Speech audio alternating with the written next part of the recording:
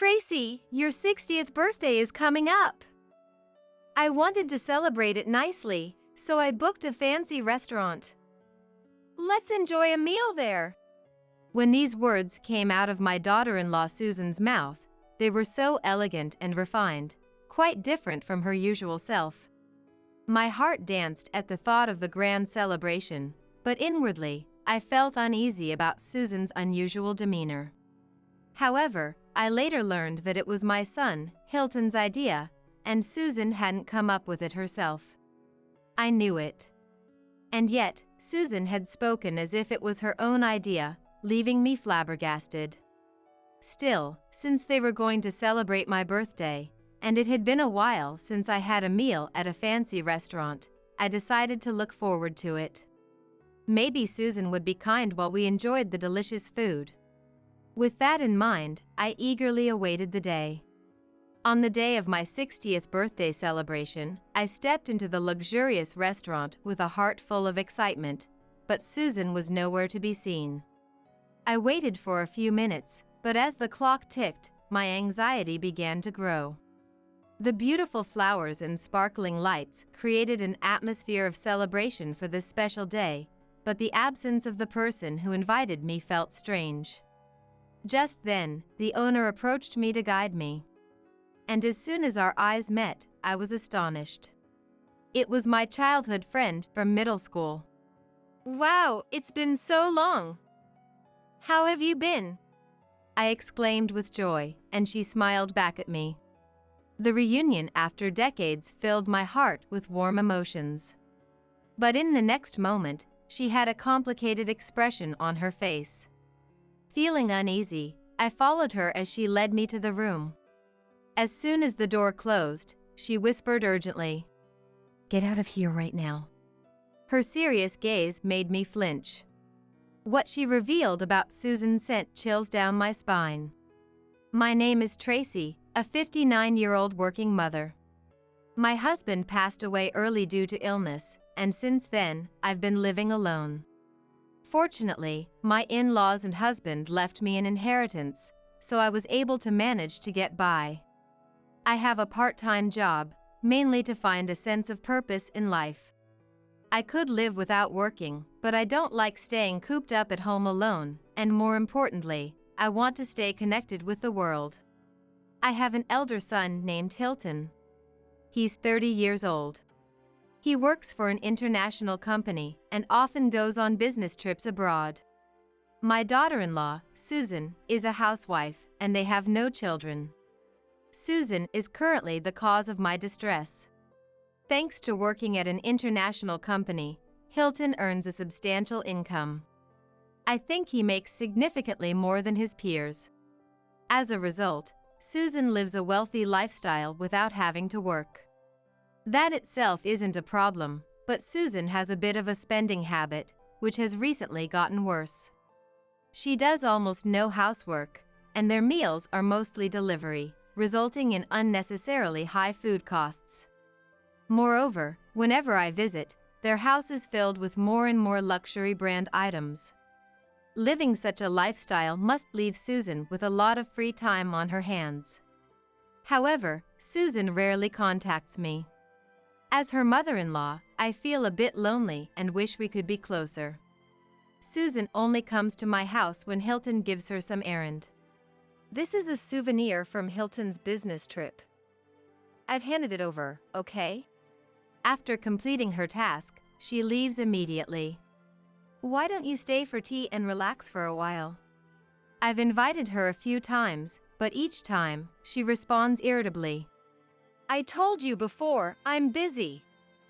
I'm not as free as you, Tracy. Honestly, I was worried about Hilton marrying a woman who treated her mother-in-law like this. I didn't want to worry Hilton, so I just smiled and brushed it off. However, Susan was always opinionated and had something to say about every little thing. For example, one day, Susan was unusually coming to visit my house. I wanted to welcome her warmly, so I prepared a lot of home-cooked dishes to entertain her. But my efforts were in vain, and Susan opened her mouth with a subtle expression. Tracy, this food isn't bad, but wouldn't it be better if it were a bit milder? Oh, I see. I'm sorry about that.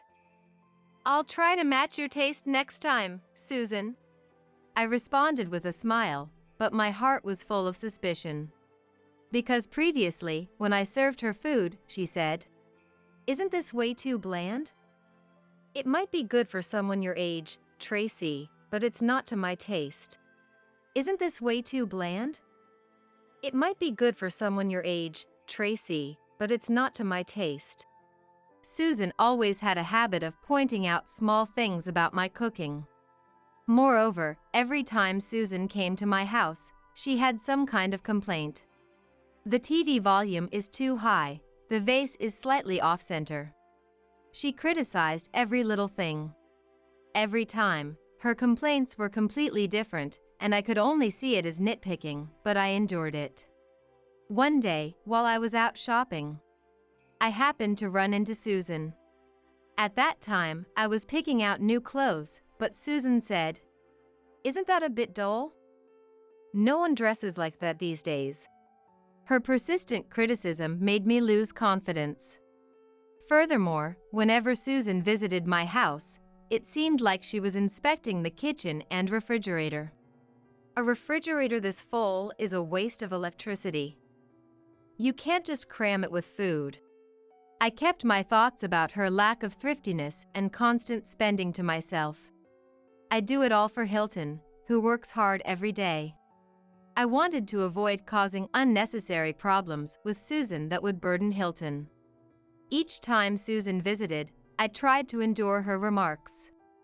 Despite everything, I decided to accept her as family. No matter how unpleasant she was, Hilton chose her. There must be wonderful qualities in her that I hadn't seen yet. Thinking this, I tried hard to find good points about Susan. One day, Susan was out with friends and not at home. I was doing my usual chores when a delivery person arrived in the evening. Inside was a box filled with expensive ingredients. "The recipient is Tracy." I was surprised. I had no memory of ordering such a thing. However, upon further inquiry, it turned out that Susan had ordered it. She had me listed as the recipient since she would be out. "Did Susan order this?" When I asked, the delivery person nodded, so I reluctantly accepted it and stored it in the refrigerator until Susan returned. A few hours later, late at night, Susan apparently returned. "I'll take the stuff you were holding for me." Susan came and, without a word of thanks, opened the refrigerator and left quickly. As if that wasn't enough, her behavior afterward was even worse. "Hey! These ingredients are spoiled. How are you storing things?" Even though I had stored them immediately in the fridge, I was perplexed, but I apologized and added a word. "I'm sorry if they got spoiled. It was my mistake." "But Susan, it's not good to do that to others, even if it's okay with me." But she only glared at me and said nothing. After that, Susan occasionally sent old, bulky items to my house as cash on delivery. It was as if she thought of my home as a temporary storage facility. One day, Susan suddenly called me.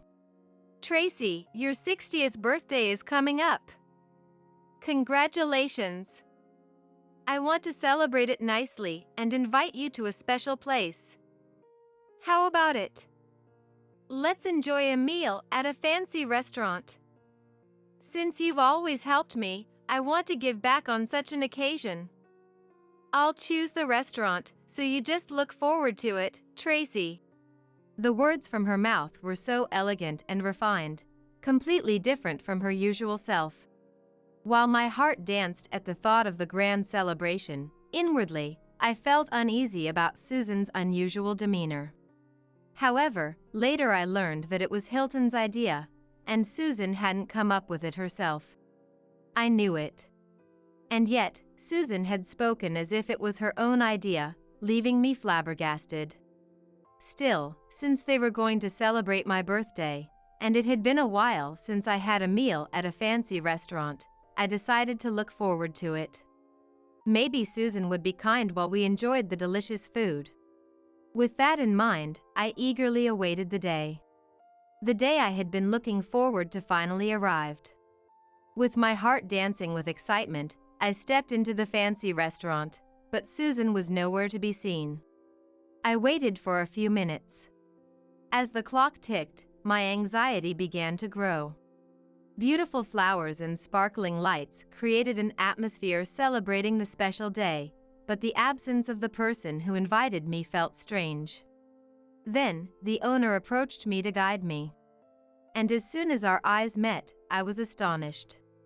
It was my childhood friend from middle school. Wow, it's been so long. How have you been? How many years has it been? You haven't changed at all. I exclaimed with joy, and she smiled back at me.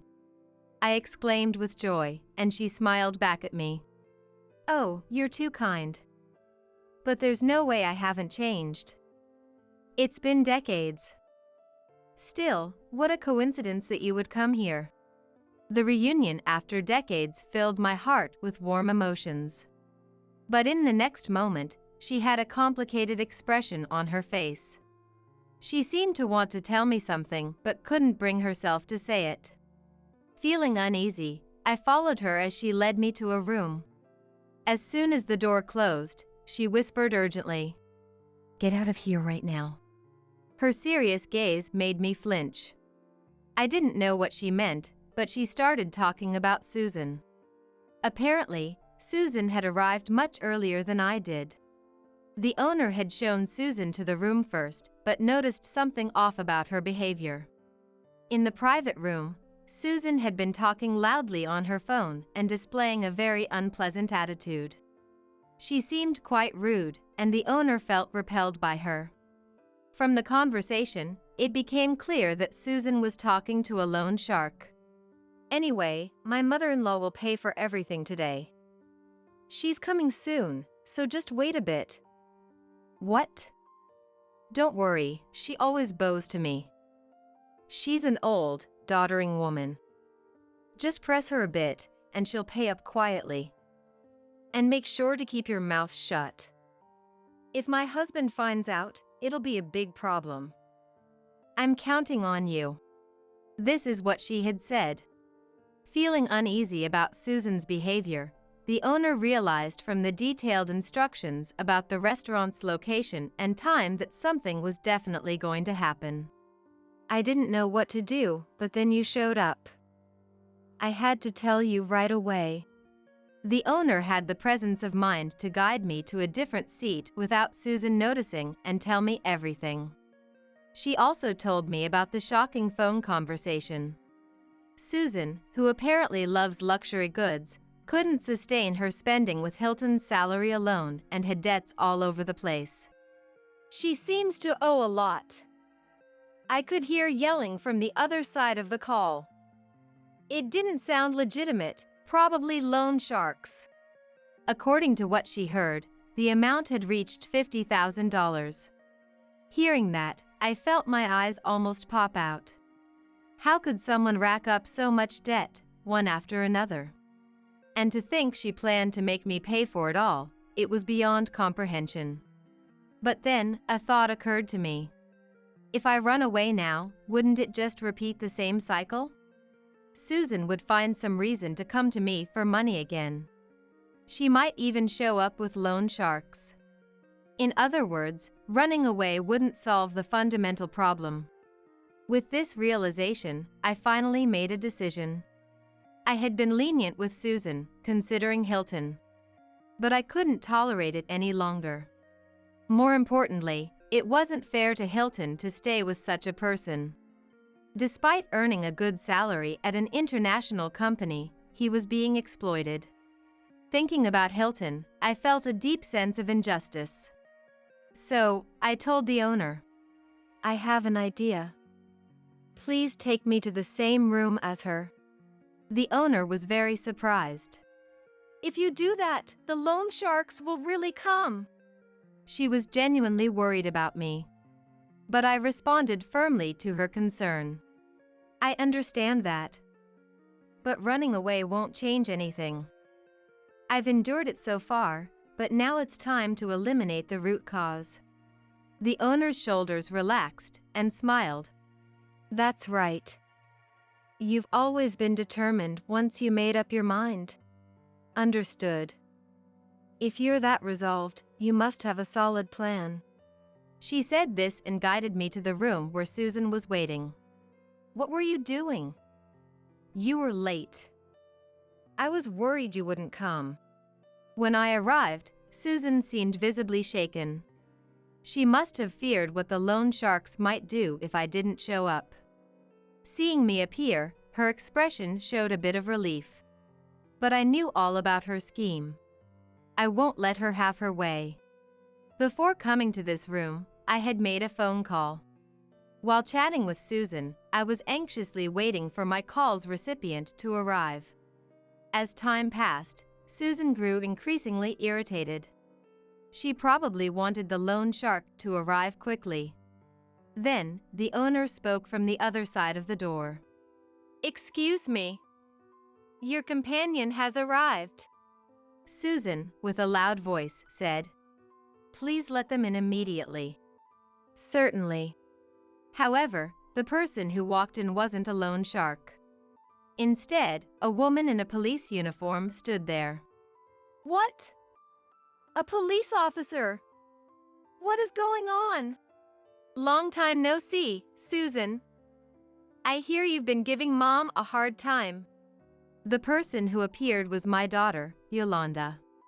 She is an active duty police officer. I had been consulting her about Susan's harassment for some time. Then, the owner spoke up. I overheard everything you said on the phone. You were trying to make this lady pay off your debts, weren't you? With this, Susan finally seemed to grasp the situation. I see, that's what this is about. So you called the police. I didn't say anything like that. This is just a big misunderstanding. But Yolanda pressed on. This lady says she heard everything clearly. Unlike me, Yolanda is strong-willed. She is not afraid to speak her mind to anyone. Her personality alone is intimidating enough, but today she was wearing her police uniform, which would surely make Susan feel even more uneasy. What proof do you have? Maybe she just misheard. Susan tried to play dumb. She even cast a disdainful glance at me. At that moment, I decided to reveal everything. I've told Yolanda everything about you. She held back because of Hilton, but she always told me to report any danger immediately. Apparently, today is that day. Realizing that everything was known, Susan suddenly changed her attitude and began to shout. Don't mess with me. People like you should just keep paying up. Both you and that idiot Hilton. With that, Susan threw a glass from the table at me. But the glass missed me and hit the pillar with a loud crash. Then Yolanda said, Hilton, you heard everything, right? She pulled out her phone from her pocket. On the screen was Hilton's name, shining brightly in an ongoing call. Susan! I heard everything! You were bullying Mom behind my back? And what's this about debts? I've given you more than enough money for living expenses. Hilton's loud, angry voice echoed from the phone. Even Susan was flustered and began making desperate excuses. No, it's not like that. We were just joking around, right, Tracy? She probably thought she could fool us because it was over the phone. But Yolanda warned Hilton. Don't be deceived. She just threw a glass at Mom. Don't be deceived. She just threw a glass at Mom. Hilton was furious. What? The sound of something breaking earlier, was that? We're getting a divorce. I'm on my way there, so be prepared. Hilton ended the call and seemed to be rushing over. It turned out that Susan had given me a time 2 hours earlier than planned. In other words, she wanted to have me meet the loan shark early. Hilton, deceived by Susan, didn't know we had arrived early and was still working. When Susan realized that the furious Hilton was coming, she turned pale. What should I do? If this continues, I'll be divorced. Please, you have to say something. Even now, Susan didn't apologize and clung to us. What nonsense are you talking about? In this situation, no one will help you. Stop being so spoiled. Since I had never spoken harshly to Susan before, she seemed quite shocked. But if Hilton comes, it will be over. What should I do? You don't have to wait for Hilton. You are coming with us to the station. Despite her panic, Yolanda added, For all the harassment towards Mom and especially throwing the glass at her, you'll be charged with assault. And I witnessed everything, so there's no escaping this. As for your debts, you will have to pay them back yourself. With those words, Susan finally resigned herself and was taken away by Yolanda in a daze. It was later revealed that Susan had indeed been involved with loan sharks. Susan had a strong desire to show off to those around her. To do so, she decked herself out in luxury goods and boasted to the other mom friends. Hilton's income wasn't enough, so she secretly turned to various loan sharks. But Hilton's reaction when he heard about it was surprising. To be honest, I had a feeling. I was at fault for leaving the household finances to Susan, but when I checked the account recently, it was at zero. Hilton had also been consulting Yolanda about Susan. Yolanda had been waiting for an opportunity to expose the loan sharks by using Susan. As a follow-up, thanks to Yolanda's efforts, the loan sharks were successfully apprehended. This incident prompted Hilton to serve Susan with divorce papers and tell her, Get out of the house right now. Of course, Susan didn't want to give up her luxurious lifestyle. She refused frantically, not wanting a divorce because of her huge debts. Can you still say that after seeing this? Hilton showed her a compiled record of her debts and evidence of her harassment towards me. If you don't want a divorce, pay off all your debts by yourself right now. And deeply apologize to Mom for all the harassment. Don't come back until she forgives you completely. At that moment, Susan came to me, crying and apologizing. I'm truly sorry. I was out of my mind.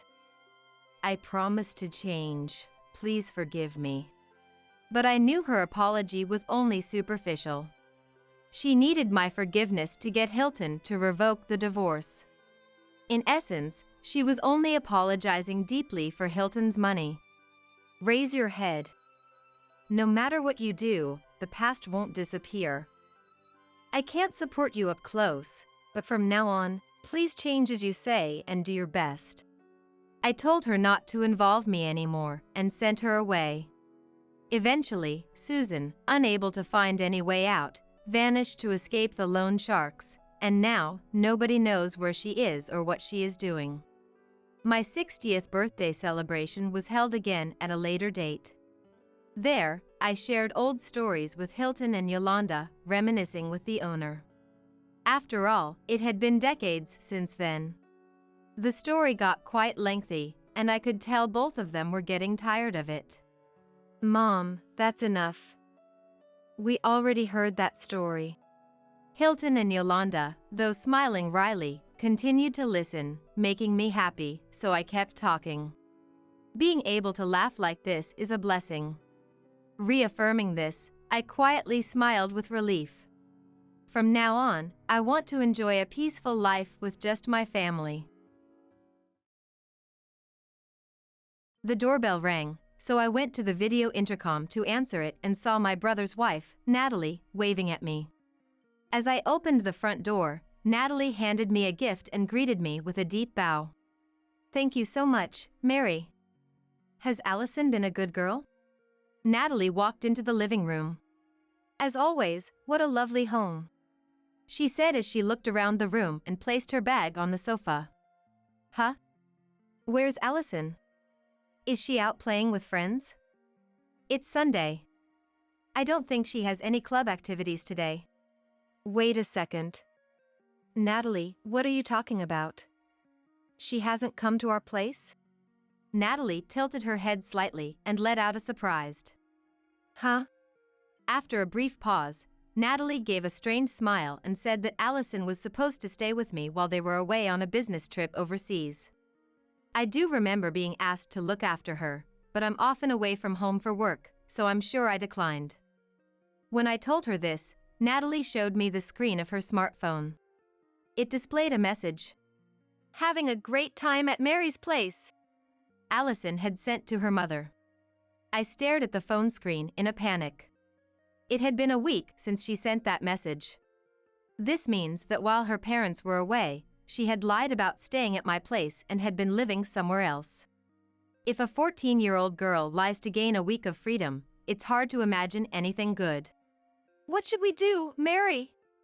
Where could she be?"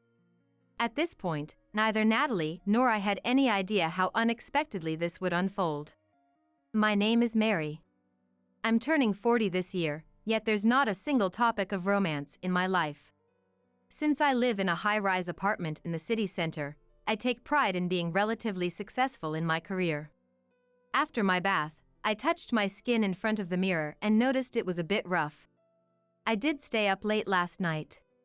My skin often gets rough, probably because I tend to have a reversed day-night lifestyle.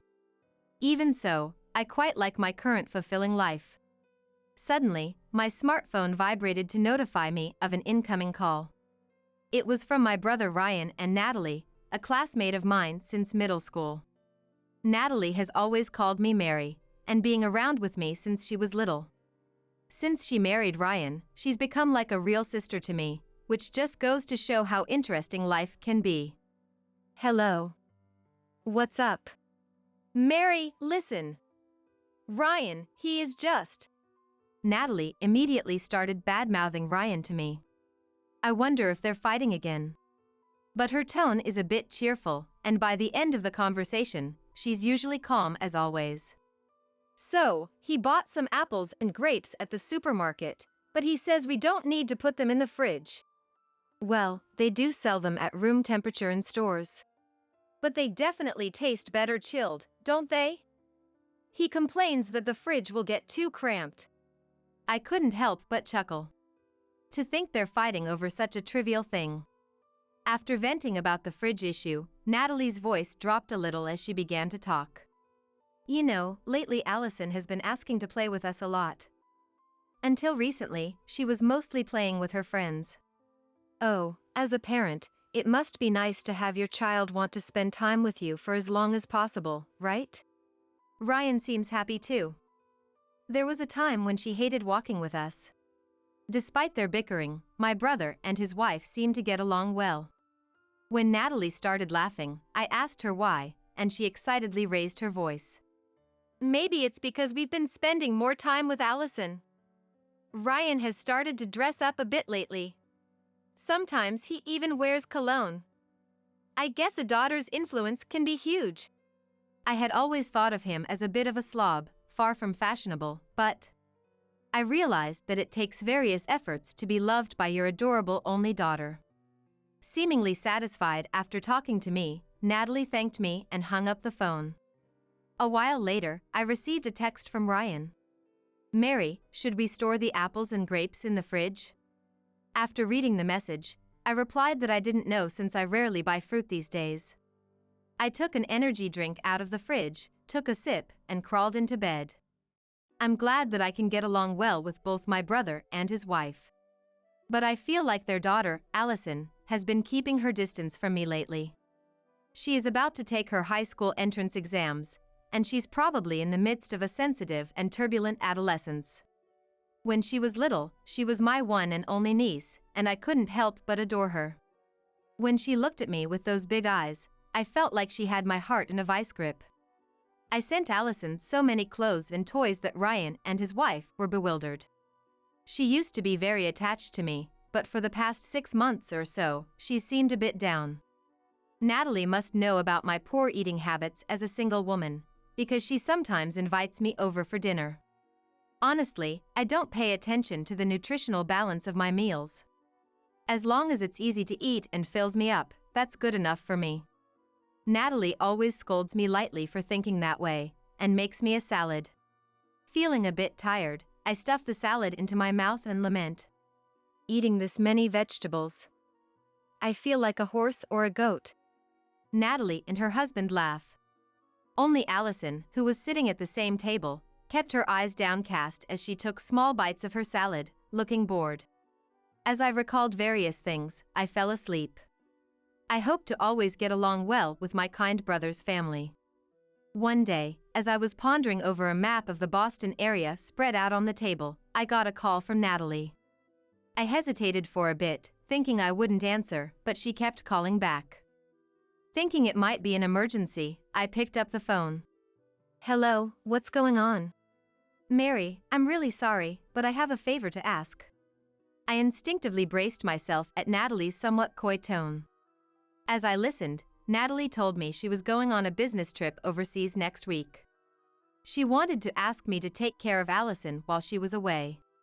She has been working hard since getting married, not wanting to give up her career, and it seems she doesn't want to turn down this overseas trip using Allison as an excuse.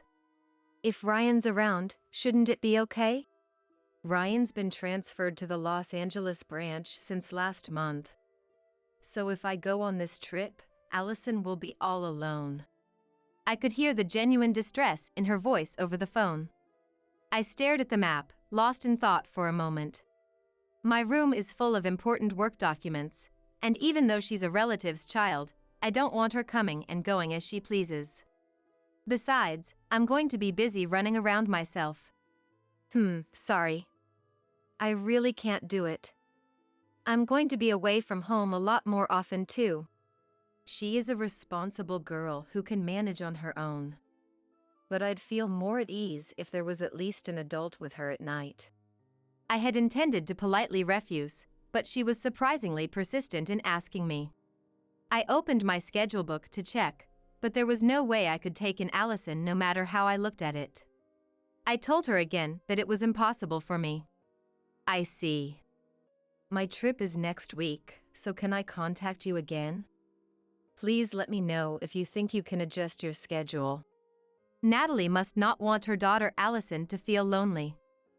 I do want to help out somehow, but if I make a careless promise, I'll only have a hard time later.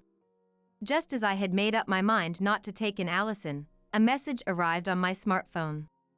It was from Allison, and the text was very polite and concise. Mom's worried about me, but I'll be fine on my own. I'll let Mom know myself, it said. Even as the day of her overseas trip approached, I didn't hear from her again. I guess that means they found a satisfactory solution. I felt relieved at the thought. A week later, I was cleaning my house.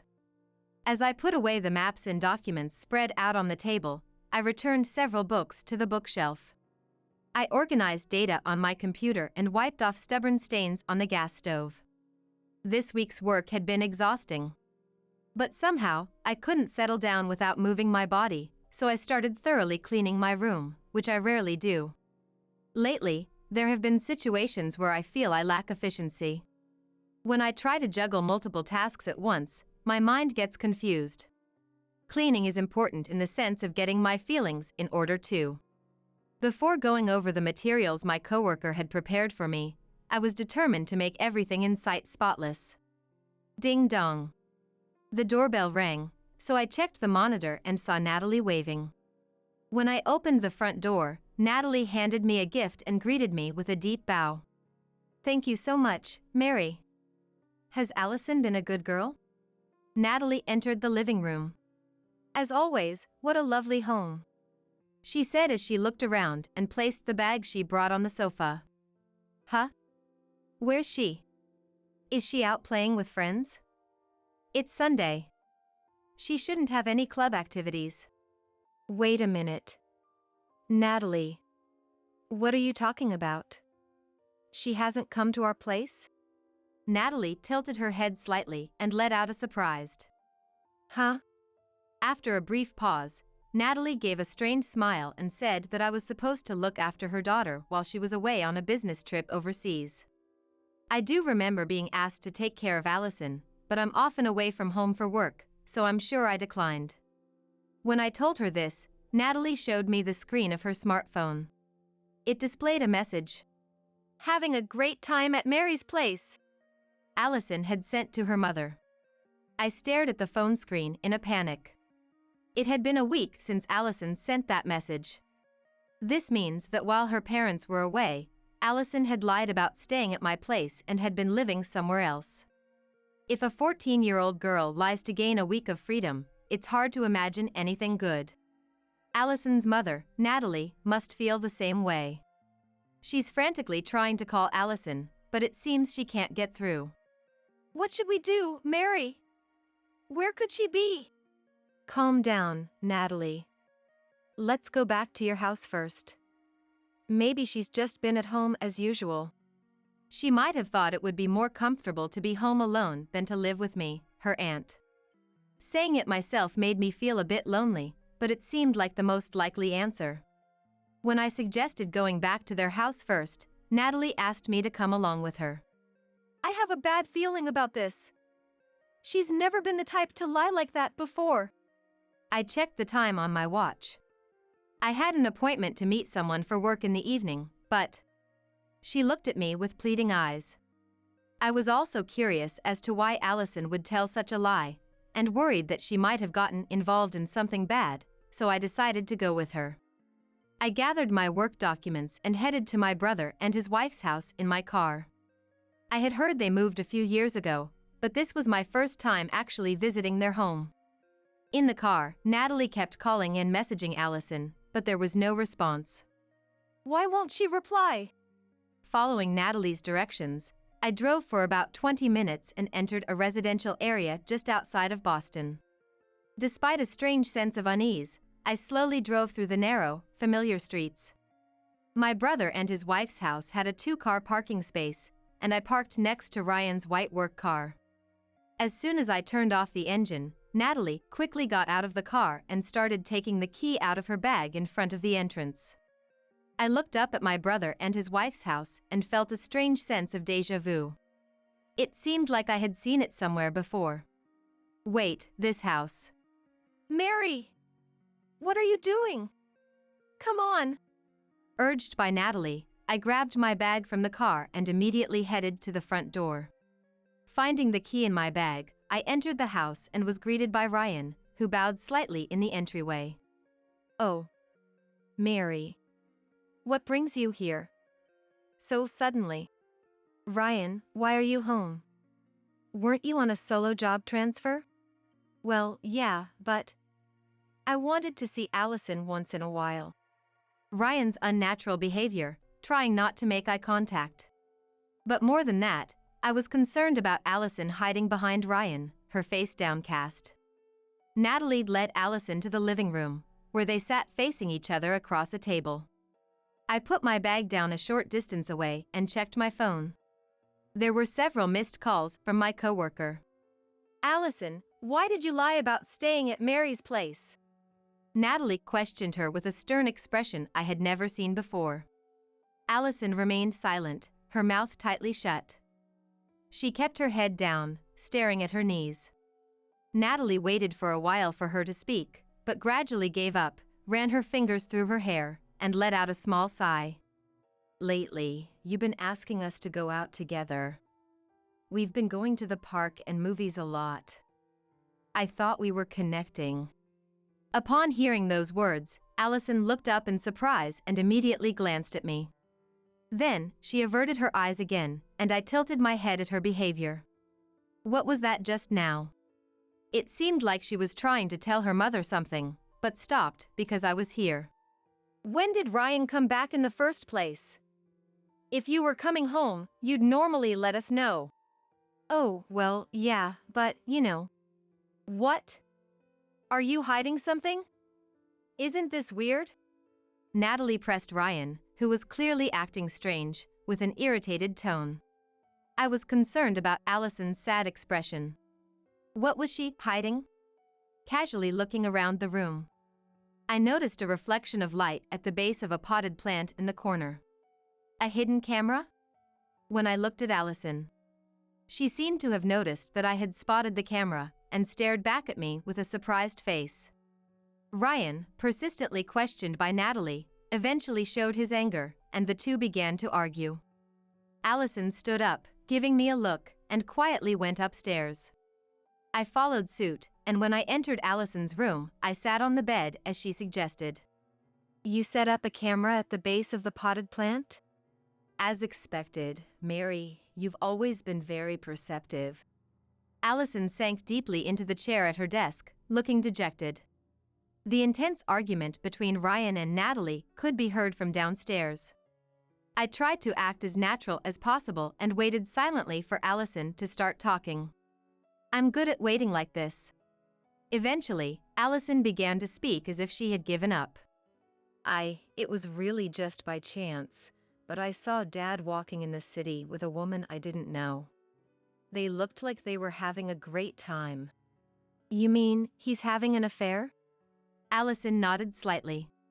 At the time, I didn't think it was particularly strange. I thought maybe they were just work associates. But then I saw them together a few more times. Allison hung her head sadly. Imagining how Allison must have felt seeing her dad happily walking with a young woman she didn't know made my heart ache. Mom sometimes has work on weekends. On those days, I often play at my friends' houses, and Dad goes out alone. Wait, hold on, don't tell me. I started to think that he might be bringing his mistress home when no one's around. Realizing the weight of her own words, Allison's face looked like she was about to cry.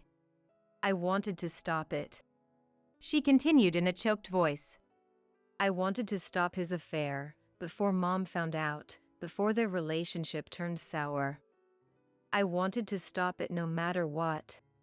The hidden camera she had placed in the potted plant was apparently to capture evidence of Ryan bringing his mistress home while no one was around. But in the end, I couldn't get any proof of Dad bringing someone home, but I'm sure Dad is having an affair. At that moment, my smartphone vibrated. After excusing myself to Allison, I checked and saw a message from my colleague. I glanced at the content, looked at the attached image, and quickly put it back in my pocket. Is everything okay with work? Allison asked worriedly, but I just smiled. I felt relieved that the hidden camera didn't capture Ryan bringing another woman home. If Allison, his daughter, saw such footage, how hurt would she be? But she herself seemed to have a slightly different mindset, clenching her fists on her knees. I searched all over the house for evidence of the affair. But there's no decisive proof, but I'm sure he's cheating. Maybe it's a woman's intuition. Allison laughed self-deprecatingly.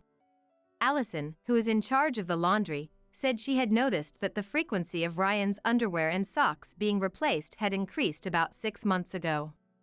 They had gone from plain to bright colors, and the clincher was the scent of cologne. Dad was wearing cologne. It didn't suit him at all, the kind of cologne a young boy would wear. Allison made a disgusted face. For her, Ryan's infidelity was a certainty, and she must have planned to find evidence during Natalie's overseas business trip. She said she had desperately searched the empty house and discovered Ryan's old computer. While examining the computer, she found photos and videos of Ryan having a good time with an unknown woman. At least, when I think that he was cheating even before replacing this computer, more than feeling sad or frustrated. Allison paused and closed her eyes. I thought, I have to protect Mom. And today, Allison had called Ryan home and urged him to stop the affair. The photos and videos on the computer weren't decisive evidence, so he pretended not to know, apparently. I want to stop Dad's affair without Mom finding out, but is that impossible? At that point, Allison shed large tears. I see, so that's why Natalie had said that Allison was spending more time with the family. She must have thought that if they spent more time as a family, he would have fewer opportunities to meet his mistress and would prioritize the family. If Natalie found out about the affair, she might get a divorce. Allison wanted to stop her father's affair before that and create a happy family once again. Knowing the heavy burden this 14-year-old girl was carrying, I quietly clutched my smartphone in my pocket. I gently hugged Allison's shoulders. She was crying, trembling slightly. It's not good that you lied about staying at my place to try to find evidence of the affair. Natalie was really worried about you. Yes. I'm sorry. And if he is cheating, you need to let Natalie know and make him stop. If things stay like this, he'll be betraying her forever. I gave the anxious-looking Allison an awkward wink and left the room. As I went downstairs, the two were still arguing. I silently held out my smartphone screen in front of Ryan. Ryan, who had been arguing heatedly, was at a loss for words and stopped moving. I'm sorry, but from here on, I'll be talking to Ryan not as a sister, but for work. Wait a minute, what is that photo? I think you know this, Ryan, but I work as a private investigator. Recently, I was asked by a man to investigate his wife's infidelity, and I also showed him the file from my bag. My colleague had compiled the data, but the information sent to my phone earlier had made it click. When I first came to this house, I had a bad feeling. My colleague's report said that the wife under investigation may be in a relationship with a specific man. I thought the home of that specific man looked strangely similar to Ryan's house. Looking back at the photos, it was definitely his house. With multiple cases going on simultaneously, I hadn't realized it, but it's quite a pitiful story that the person my detective colleague was investigating turned out to be Ryan. Don't try to talk your way out of this. I'm a professional too. I have quite a bit of evidence. As I lightly tapped the stack of documents, Ryan glanced at Natalie with a frightened look. After that, he was scolded by an enraged Natalie to an extent that can't even be described. In the end, he deeply reflected on this incident and cut ties with his mistress. A settlement was reached with the man who had requested the infidelity investigation. Since both parties were married and having an affair, I warned them that it would get messy if they made a fuss, so we were able to avoid the worst-case scenario of a lawsuit. Allison's desperate efforts and wish to resolve the issue without Natalie finding out didn't come true. On that point, I strongly persuaded Natalie as well. Hey, think about why Allison was trying so desperately to stop Ryan's affair. I understand how you feel, Natalie, but try to consider her feelings too. That's about all I could say. The rest is a marital issue. How it turns out, even a child, let alone a relative like me, couldn't possibly know. Allison's strong desire of I don't want them to get divorced seems to have reached Natalie, and she forgave Ryan. In exchange, since this incident, he hasn't been able to treat Natalie as an equal. Apparently, even when they argue over small things, Ryan immediately apologizes. Apples and grapes should be stored in the fridge. When I visited Ryan's house for the first time in a while, Natalie was scolding Ryan in a stern tone. It seems he hadn't put the fruit he bought in the refrigerator. I glanced at the potted plant in the corner of the room with a wry smile. There was no hidden camera anymore, and Allison, sitting on the sofa, was happily watching her parents. He's been nicely whipped into shape. I laughed. Geez, it doesn't really make a difference whether you chill them or not. That's not true. Fruits that contain fructose increase in sweetness when chilled. It's not just your imagination, they become several times more delicious. I had looked it up when I heard the story about them arguing over whether to put things in the fridge or not. I've always had a personality where I can't leave things alone if I'm curious about them. If I think something's strange, I thoroughly investigate it, which is why I've made a career out of being a detective. Detective Mary, let me know if there are any suspicious movements so Dad never cheats again. Allison said mischievously while hugging me. As Ryan scratched his head with a wry smile, Natalie smacked Ryan's head with a straight face. I meant it as a joke when I said I'd be watching him from time to make sure he doesn't do anything weird, but he gulped. I'm sure this family will be all right now. I'll make you happy for my late wife and son. What? I almost blurted out. I wondered whose wife and son he was declaring dead. Eavesdropping further, Thomas uttered something even more unbelievable. You're all I have left after losing everything. Will you marry me? I could never forgive Thomas for pretending that his wife and son were dead. To think he would go as far as lying and proposing to such a young woman. Of course, I couldn't just stay silent. When I looked at Brian, he met my gaze and nodded. Then, we stood up and approached Thomas. Hello, your dead former family here. We've come back from the afterlife just for you, Dad. Thomas's eyes widened in shock at our sudden appearance. It was from there that Brian and I began our revenge on Thomas. My name is Chloe. I'm a 48-year-old housewife and have been married for 24 years. I grew up as an only child in a family where both my parents were high school teachers. Although my grandmother took care of me when I was little, I spent a lot of time alone after she passed away when I was in middle school. My parents were often away from home even during summer breaks and other long vacations, as my dad coached baseball and my mom coached volleyball. Seeing my friends' moms at home being housewives or working part-time and being home in the evenings made me envious. So, I decided I wanted to be a stay-at-home mom when I got married and had kids instead of being out at work. Being a quiet person, I never had a boyfriend until I graduated from college. My mom got worried for me, so she introduced me to a young male teacher who was a colleague of hers shortly after I graduated from college. His name was Thomas Jones. He had a nice figure, and he was handsome. According to my mom, he was sociable and well-liked by the students. He seemed too good for someone quiet and plain like me. But Thomas, respecting my mom as a more experienced teacher, took our relationship seriously. A year after we met, Thomas and I got married. Having felt lonely as a child, I told Thomas that I wanted to focus on our family instead of work. He agreed, saying he had felt the same as his parents both worked. He wanted me to stay at home. Thomas and I shared the same values.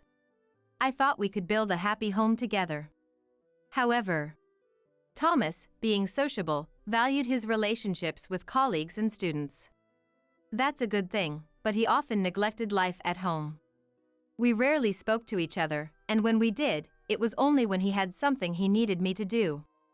I'm glad that you became a housewife to take care of this household, Chloe. I can rely on you for anything. Thomas always flattered me like this, leaving everything to me, even things he could do himself. But hearing this made me feel needed, and I tried to take it positively.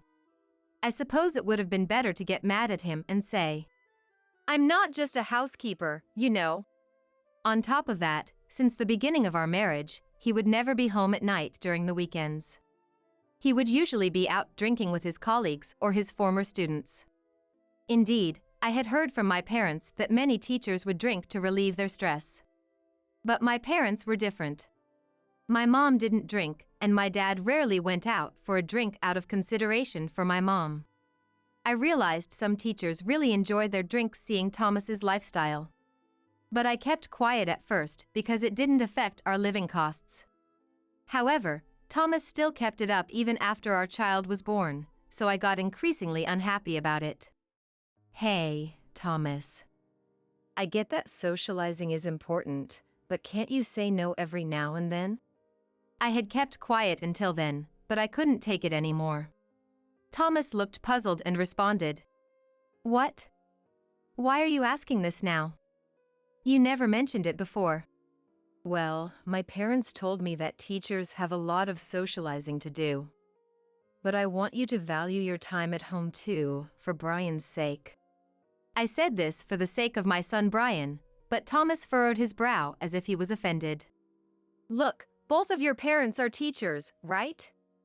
So, if they come across any problems at work, they can talk to each other about it. But I don't have that, so going out with other teachers for drinks is my only option. Thomas made his point as a teacher. Hearing that made me feel helpless since I didn't work, and it left me feeling lonely. Regardless of how I felt, it must have been lonely for our son, Brian, to have his dad gone every weekend. All I want is for Thomas to genuinely connect with Brian. But Thomas didn't even try to understand my feelings. Despite having these thoughts, I couldn't say anything back to him. Even though I found this frustrating, there was nothing I could do about it, and a rift gradually developed between us. However, our life wasn't entirely lonely. Thomas was well liked by his students, and those who had already graduated and are now working often came to visit him. In particular, 2 of his students, who were the class clowns, have been visiting us frequently in the past 5 to 6 years. Their names are Miller and Martin. They would still come over on their days off even after graduating from college and getting a job. Thanks to them, Thomas has been going out less over the past few years. Brian, now in his senior year in college, has become quite close to them, perhaps because they are around the same age. I feel kind of happy too when they come to visit us with their bright and friendly personalities. They always looked out for me and would bring over cakes and such. Today, they brought a cake over on their day off. But Thomas had been out since the morning. "I'm sorry, guys. My husband has been out since last night and hasn't returned yet." They looked a bit awkward when I greeted them at the door. Perhaps they felt bad for visiting when Thomas was away. "No, we're sorry for bothering you when Mr. Jones isn't here." "But, is Brian here?" "Brian?" "Yes, he's here." Hearing their voices, Brian came out of his room. In fact, he was getting ready to go out as if he had been waiting for the 2 of them to come. "Mom, I'm going out with the guys for a bit." Brian left with a somewhat burdened expression, along with the other 2. It seemed like they had something they didn't want me to hear. Well, boys their age might have concerns they can't share with their mothers. I watched them leave with a sense of unease but didn't say anything. Later, I passed by Brian's room, and I noticed his phone ringing. It's rare for Brian to forget his phone. I went into his room to pick it up. And without intending to, I touched the screen which wasn't locked and caught my breath. It was a message thread from Miller. He sent a picture showing Thomas with his arm around a young woman entering a hotel. The message read, "I don't want to believe it, but the woman with Mr. Jones seems to be from a club. I secretly followed them after they left." Brian replied, "I'll keep quiet because Mom would be shocked if she finds out." That's probably why they came to see Brian. Or maybe they hoped to figure out if Thomas had returned. Anyway, my mind went into a panic. The thought of Thomas cheating. I had an urge to confront him directly, but I hesitated. Brian was in the middle of job hunting, so I didn't want to trouble him with our marital problems. So, I decided to pretend I hadn't seen the message for now. When Brian returned, he still looked troubled. I greeted him, trying to appear calm. Then Thomas came home. He looked puzzled at Brian and I. "What's up? You both look so out of it." An awkward silence filled the air. Brian must have been careful that I don't find out. For a while, Brian and I continued to act as if nothing was amiss when Thomas was around. Months passed, and soon it was almost Christmas. We planned to spend Christmas Eve as a family, celebrating Brian getting a job. However, I was still troubled by Thomas's suspected infidelity and couldn't bring myself to speak up. Then, Thomas said something. "I'll come home late for a year-end party on the 24th of this month, so I won't need dinner." It makes sense that there would be a party on that day. But given the date, I couldn't help but wonder if he was lying. Even so, I couldn't confront him about it, so for the time being, I just replied, "Yes." Lately, I haven't had a proper conversation with Thomas, and I feel suffocated every day. Seeing me constantly like this, Brian made a thoughtful gesture for me. "Mom. Actually, I got 2 dinner vouchers for a hotel where Miller's relative works. It's for the 24th, but let's go together." "Really? You want to take me out for dinner? Don't you have someone else you want to go with?" I asked Brian shyly in reply to his invitation, but Brian answered as if he was trying hard to come up with an excuse. No, Miller and Martin seemed to have plans that day. And my friends from school said they'd be spending it with their girlfriends. I decided to accept the invitation because Brian was concerned about my loneliness. It's been years since I've gone out for a meal with Brian. And it's at a very fancy hotel, so I thought I might dress up a bit. I was looking forward to the day with such excitement, but I never imagined I would encounter such misfortune on that day. And then, on the night of the 24th, Brian and I went to the hotel for dinner. It was more luxurious than I had imagined, and I almost faltered for a moment. I nervously entered the restaurant on the top floor of the hotel and was led to our table by a waiter. It felt more like a place where couples come to propose than a mother and son dining together. Looking around, there were indeed many young couples. In particular, the couple sitting by the window with the woman in very flashy makeup and clothes, and I couldn't believe my eyes when I saw the man sitting opposite the woman. He was sitting with his back to us, so I didn't realize it at first, but the man was Thomas. Thomas was dressed in a formal suit like I had never seen before. It was probably either newly bought for this occasion or rented. I was frozen and couldn't move from the spot. I think Brian hadn't realized Thomas was there yet, so I tried to act calm. However, since our seats were close, I could clearly hear Thomas's voice. "I'll make you happy for my late wife and son." "What?" I almost blurted out. I wondered whose wife and son he was declaring dead. Eavesdropping further, Thomas uttered something even more unbelievable. "You're all I have left after losing everything. Will you marry me?" "Me? Really? I'm so happy." The seat was by a large window offering a panoramic night view of the city. She must have been deeply moved by being proposed to in such a romantic atmosphere. Brian, sitting opposite of me, seemed to realize it was his dad's voice and turned around quickly. "Brian, wait." I hurriedly stopped Brian from seeing Thomas's face behind us. But it seemed Brian already realized the man proposing to the unknown woman was his dad. Brian and I silently eavesdropped. Thomas's proposal went on. "You're the best. After losing my wife and son, I had lost the will to live, but thanks to you, the future seems bright." "Really? You rely on me that much?" "Of course. I'm even thankful to my deceased family because I got to meet you." Thomas took something out of his pocket with sweet words. It appeared to be an engagement ring. It looked much more expensive than the one he gave me. I could never forgive Thomas for pretending that his wife and son were dead. To think he would go as far as lying and proposing to such a young woman. Of course, I couldn't just stay silent. When I looked at Brian, he met my gaze and nodded. Then, we stood up and approached Thomas. "Hello, your dead former family here. We've come back from the afterlife just for you, Dad." Thomas's eyes widened in shock at our sudden appearance. The mistress, not understanding what was going on, looked surprised. "Who's this woman? And the mama's boy? Do you know them, Thomas?" "Who knows? They're total strangers. Just some troublemakers, I guess. Just ignore them." Thomas tried to brush it off, but sweat was trickling down his forehead. The woman glared at us, thinking that Brian and I were just here to cause trouble. "Hey, what's your problem, lady? You can't harass us like this just because you're jealous of our happiness." "It's not harassment. You're being deceived. This man is Thomas. He's my husband." "Oh, sure, the name matches, but does that prove he's your husband? If you're going to make baseless accusations, I'll call the police." "We have proof right here," Brian said and took an envelope out of his bag. Inside was our marriage certificate. Arya, the mistress, grabbed it and showed it to Thomas. "What's this about, Thomas?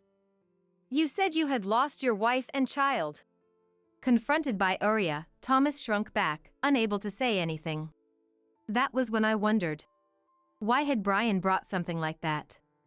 Noticing my puzzled look, Brian seemed to catch on to my question. Then, looking at Thomas, he said, "Dad, I've known for a while now that you've been cheating on Mom with this woman. And I found out you'd be meeting her here today." What are you talking about? Thomas still tried to play dumb at this point. What an awfully stubborn man. Ha! Brian scoffed at those words. "There's no escaping it now, Dad. I've got the whole proposal recorded on my phone." What are you talking about? "You don't have one on you right now. If you're wondering where it is, the attorney sitting over there has it."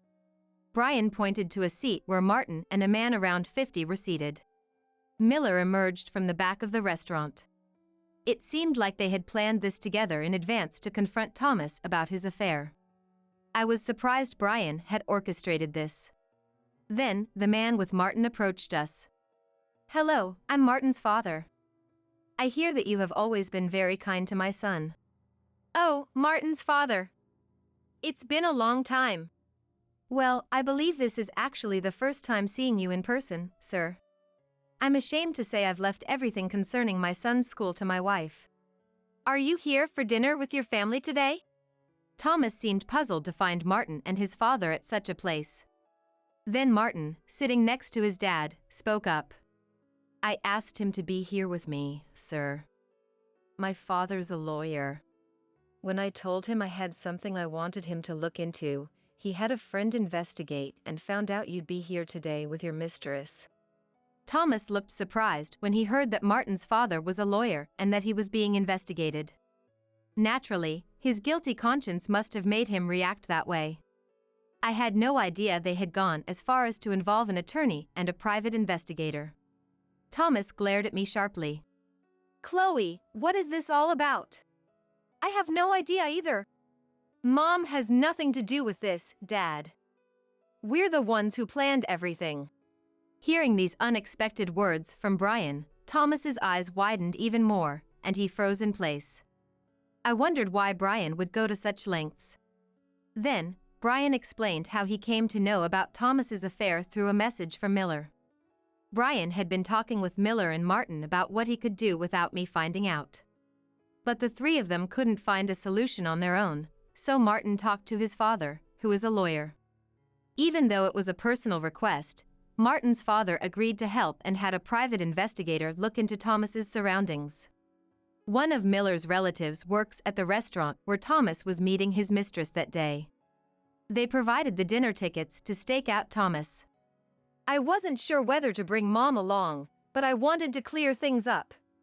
I couldn't stand the thought of you and Dad just pretending to be a couple anymore. I couldn't bear it. So, that's why Brian invited me here. I thought Brian was still a child. Yet, he had been thinking about his parents this much. I was truly surprised to see how grown-up Brian had become before I knew it. As I was lost in thought, Martin suddenly looked at Thomas and made a shocking statement. "Mr. Jones, my father and his friend found that Aria is actually Mia, who was in the same class as Miller and me in our freshman year." What? Her name is Aria. It even says so on her business card. That must be a pseudonym for the club. Don't you remember Mia, who dropped out in December of our freshman year? That's her. Upon hearing this from Martin, Thomas looked at the woman named Aria. Aria? You're that girl, Mia, from back then. What are you talking about? Who's Mia? I don't know any Mia. Aria was desperately denying it, but she seemed to be panicking. Seeing Aria like this, Martin showed us a photo on his phone. A friend of mine went to the same middle school as Mia, and he showed me the graduation album. I took a photo of Mia's picture with my phone. Look at the large mole under the left eye. Isn't it the same as yours? Martin pointed at Aria's face.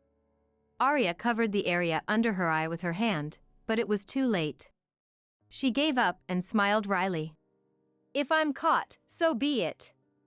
Yes, I'm Mia, the one who couldn't stand being in Mr. Jones's class during my freshman year of high school. The Mia who was driven out of school because of such an awful homeroom teacher. The room went silent at Aria's drastic change in demeanor. What was she plotting by getting close to Thomas? As I pondered this, Thomas questioned Arya before I could. Driven out of school because of me? What do you mean? You probably don't remember. To you, I was just a mere shadow. Arya began to recount her time back then. She couldn't fit in with the class and was isolated since her first days of school. She also struggled with her studies. She tried to consult with Thomas, her homeroom teacher, who never took her seriously. Although Thomas was well liked by his students, he tended to be favored by the popular ones. So, it was quite possible that, on the flip side, he didn't pay as much attention to the shy, quiet students who didn't stand out. Just as he had been neglecting me at home. I found myself feeling a bit sympathetic towards Arya, even though she was the one Thomas was cheating on me with. Listening to her story, Martin's father placed his hand on her shoulder as she tearfully recounted her high school days. I understand your pain. But why did you decide to date Mr. Jones without revealing your true identity? Arya answered, wiping her tears away with her hand. I wanted to get back at him. I thought making him cheat on his wife would destroy his family. He happened to come to my club as a customer, so I coaxed him into picking me. He didn't know who I was, and I thought if his wife found out he was cheating on her with a girl from the club, she would divorce him. While I felt sympathy for Arya, I felt that her plan was over the top. Cheating is cheating, no matter the reason. Thomas, who had been close to Arya until moments ago, now looked at her with suspicion. You played with my feelings for such a reason? What about my feelings? Thomas exclaimed as if he was the victim. I couldn't stand his self-centered attitude and couldn't keep quiet any longer. Enough! Playing the victim now? Cheating is cheating, isn't it? I've known about it all along. My sudden outburst caused a stir around us. What's the matter, Chloe? You're not acting like yourself. I've been keeping it to myself until now. Disappearing every weekend with friends or whatever, and now cheating? I will never forgive you. I let out all the feelings I had been bottling up inside. Thomas seemed unaffected, showing no signs of remorse. I was bored at home because you wouldn't talk much. So, I ended up accepting invitations from my colleagues or taking my students out for a drink when they asked me for advice. I'm a teacher, after all. It's not my fault. So what? Both my parents were high school teachers, and they cared for my family. You're just making an excuse. It would have been great if you were a teacher too, but anyway, I felt uncomfortable being with a wife like you with nothing to talk about. So, enough, Dad. You're embarrassing us. Brian's blow silenced Thomas immediately. Martin's father, witnessing the whole scene, tried to calm Thomas down. Mr. Jones, I heard from my son and my late wife that you are a good teacher. However, family is irreplaceable. I lost my wife 2 years ago, but you have such a wonderful wife. Please cherish the time with your family from now on. No, that won't be necessary. Let's end this. I've already talked to my parents, and they said I can come back home anytime. I felt bad for interrupting the kind words offered to me, but I needed to make my feelings clear. Thomas looked panic-stricken. What? What about me? I wanted to split up too, but I was deceived by the person I was planning to remarry. Deceived? You were the one lying about your wife and child being dead. As we were arguing, Martin's father stepped in. Looks like it would be best to take this to court. Since it was the husband who was having an affair, the wife can claim alimony in the trial. I will also take responsibility and pay the alimony. Arya, who had been silent until now, seemed to realize the gravity of her actions and offered to pay. Thomas was cornered and had no way out. After the trial, the divorce was finalized. Of course, I was able to claim alimony from Thomas. Arya, or rather, Mia, offered to pay alimony as well, but I declined. I couldn't forgive her for the affair, but she seemed genuinely remorseful. Since Thomas also had a part in her losing her job, I decided to settle things amicably with her. Thomas complained that it was unfair he was the only one paying alimony. He shows zero signs of remorse. Anyway, now that the divorce is finalized, I don't care about Thomas anymore. Later, I heard from Martin and his father that Thomas's affair with a student and our divorce became a rumor throughout the school. The rumor spread quickly among the parents, leading to a flood of complaints to the school. This led to Thomas losing the trust of his students and their parents, forcing him to resign. He tried to find another place to work, but few schools in his area were willing to accept him due to his bad reputation. The only school that offered him a position was located far in the countryside. But Thomas, who had enjoyed popularity, refused, saying he didn't want to be in such an unpopular area. Struggling to find employment and falling behind on rent, he was kicked out of his apartment by the landlord. With nowhere to go, Thomas then attempted to move in with Miller, who was living alone. "Mr. Jones, please don't destroy the respect I had for you. You look pretty pathetic right now." He was immediately turned away with those words. His current whereabouts are unknown. After the divorce, I moved back to my parents' home for the time being. Brian, having found a job, started living on his own and is now completely independent. My parents wished Brian had lived with them a bit longer, feeling a bit lonely. However, I too will be leaving my parents' home soon. As a matter of fact, I've hit it off with Martin's father since the divorce fiasco, and I'm getting remarried with him. He's a busy lawyer but always makes time for me. I probably won't be lonely anymore. And Brian is very happy for us. I feel like I've been putting up with things in my life for so long. But I've decided to move on from that. Having little work experience, I decided to try something new and became a clerk in my new husband's office. It takes some getting used to at first, but my husband and the rest of the staff are kind enough to give me training for my job. I feel very happy being with someone I love both personally and professionally. Life has become enjoyable for me. Now, it's time to start a new life for me. If you're going to have your ovaries removed, you're not planning to bury a child, right? Since you're no longer needed, can you divorce me? My husband Michael confronted me with divorce papers. What are you talking about? I won't forgive you if this is a joke, in such a situation. Just a few days ago, I was rushed to the hospital with sudden abdominal pain. The diagnosis suggested the possibility of ovarian cancer. And I was admitted for surgery the following day. This is no joke. I've been putting up with this until now. No, the real endurance had been mine. Living with the in-laws and their harassment. Why should I be the one presented with a divorce petition? On the day before my surgery. Anger, sadness, despair, a mix of emotions overwhelmed me as I covered my face. Then, to add insult to injury, I heard the voices of the in-laws, Kevin and Stella. A barren woman should quietly step aside. It's shameful for a woman of your age to cling to a younger husband. These 3 years have been a waste of time for Michael. Please disappear from our lives quickly. Their words cut deep into my heart. Fighting back tears, I managed to steady my trembling right hand with my left and furiously signed my name. All right, this makes us complete strangers. With that, Michael pocketed the divorce papers.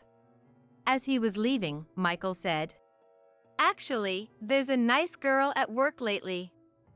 She's young, cute, and healthy. Ah, it was right not to take the ugly genes from an old hag." I was speechless at his cruel words. Little did I know, meeting Michael again 3 years later would turn out to be quite unexpected. My name is Ava. I married Michael, who is 2 years younger, 2 years ago.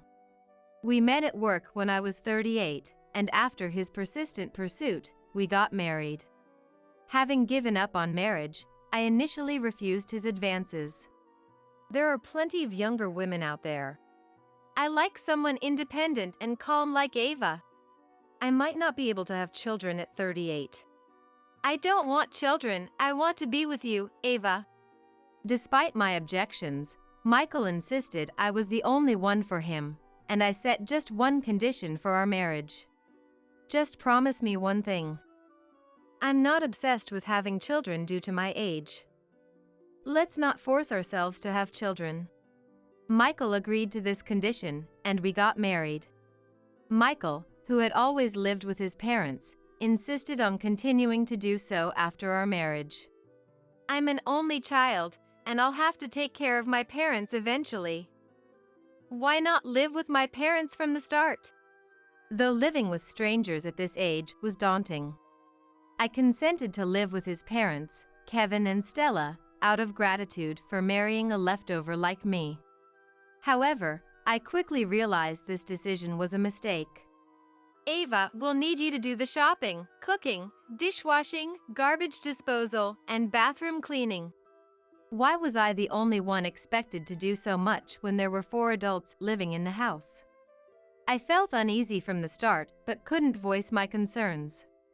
They seemed to think of me as a housekeeper. Ava, I want to eat Odin today. Ava, the entrance is getting dirty, please clean it. Ava, iron my shirts.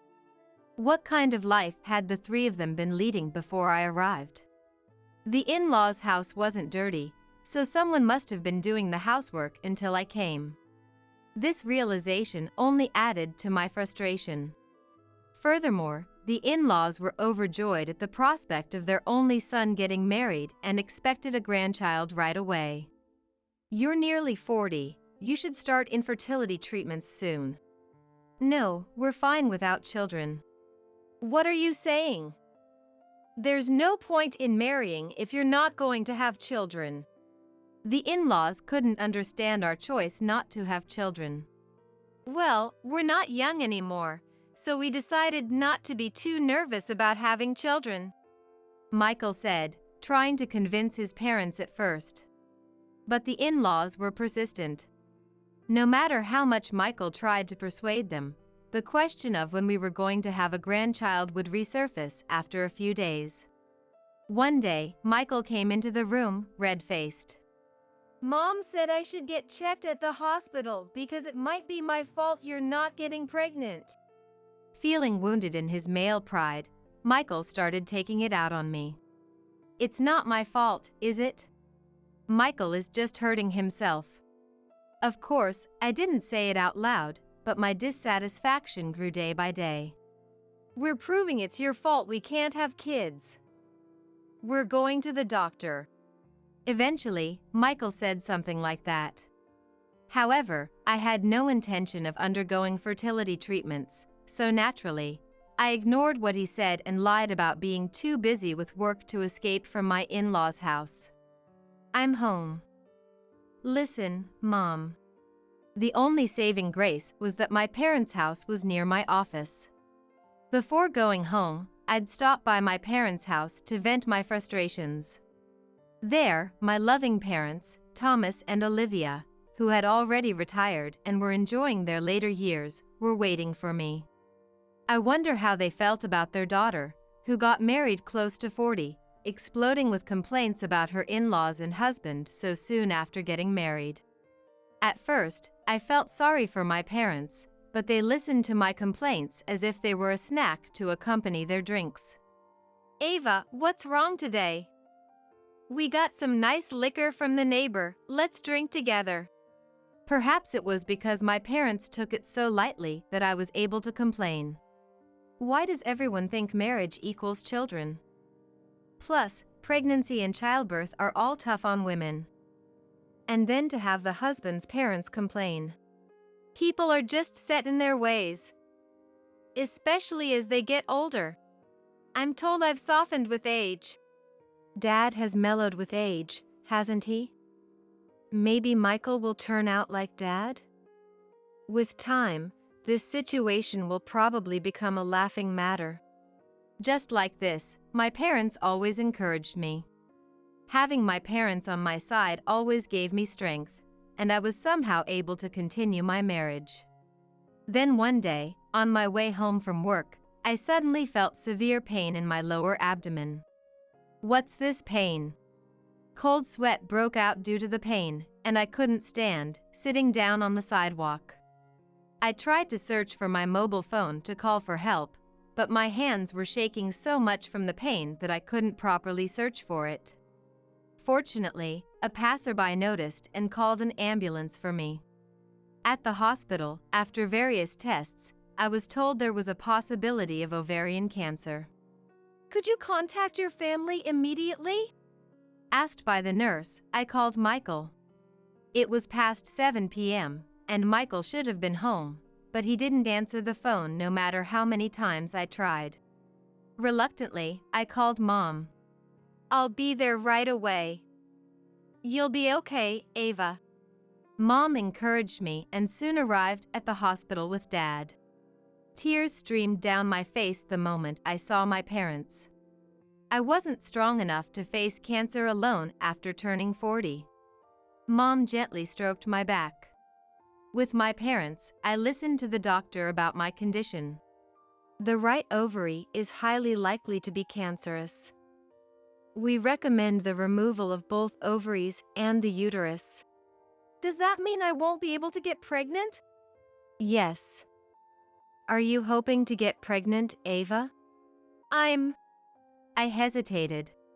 Honestly, at 41, I wasn't that desperate to have children.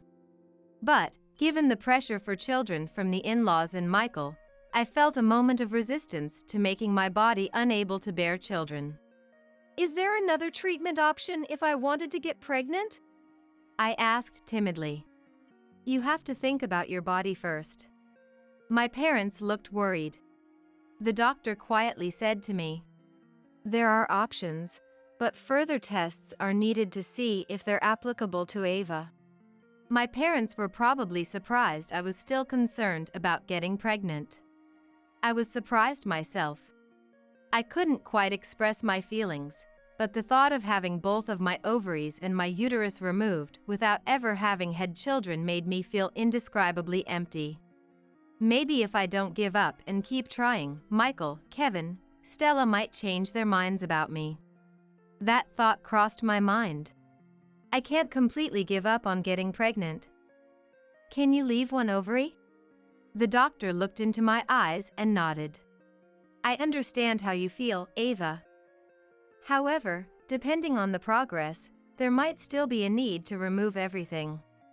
As a result of the discussion with the doctor, surgery to remove my right ovary, the site of the tumor, was scheduled for 5 days later.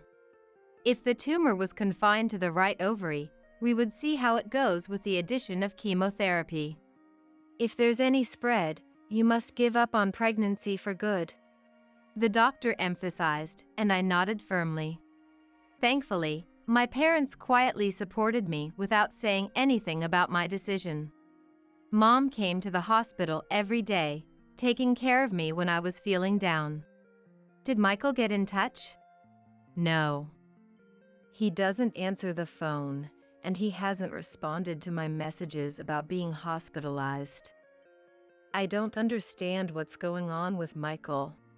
My parents were silent, seemingly not having realized how much their daughter's marriage had deteriorated. Maybe he's just busy. Dad and Mom have plenty of time, so don't worry about things like laundry. Oh, I'll buy your favorite pears later. Mom tried to keep my spirits up by being cheerfully supportive. I was deeply moved by my parents' warmth. I decided to do my best in the surgery for my parents as well. Just then, Michael and the in-laws entered my hospital room. It was the day before the surgery. I glared at the three of them. Why are you ignoring my calls and messages? Michael casually responded. Seems like you've been through a lot. Good job. Expecting him to apologize for not contacting me, I was speechless. Why can he speak so indifferently about his wife undergoing surgery? Anger welled up inside me, and I glared at them even more. Seeing my reaction, the three of them exchanged some words, then looked at me with a disdainful smile. Leave. I don't want to see your faces. Unable to hold back, I yelled at them, forgetting we were in a hospital. Then Michael walked up to me and thrust a piece of paper at me. If you're going to have your ovaries removed, you can't have kids, right? Since you're useless to me now, will you divorce me? The paper Michael thrust at me was a divorce petition. What are you talking about? I won't forgive you for joking about this in such a situation. It's no joke. I've been putting up with this until now. No, I've been the one putting up with everything. Why should I be the one presented with a divorce petition? On the day before my surgery, anger, sadness, despair, a mix of emotions overwhelmed me as I covered my face. Then, to add insult to injury, the in-laws spoke up. A barren woman should quietly step aside. It's shameful for a woman of your age to cling to a younger husband. These 3 years have been a waste of Michael's time. Please disappear from our sight quickly. Their words cut deep into my heart. Choosing a treatment that left open the possibility of pregnancy for their sake now seemed foolish. What is this treatment? Stunned, Michael left the divorce petition and a pen on the bedside table. Just sign your name, and it's all done. Be thankful I'm handling this for you. Saying so, Michael forced a pen into my right hand. I wasn't opposed to divorcing per se. In fact, I couldn't bear the thought of living with the in-laws and enduring their snide remarks until we had a child.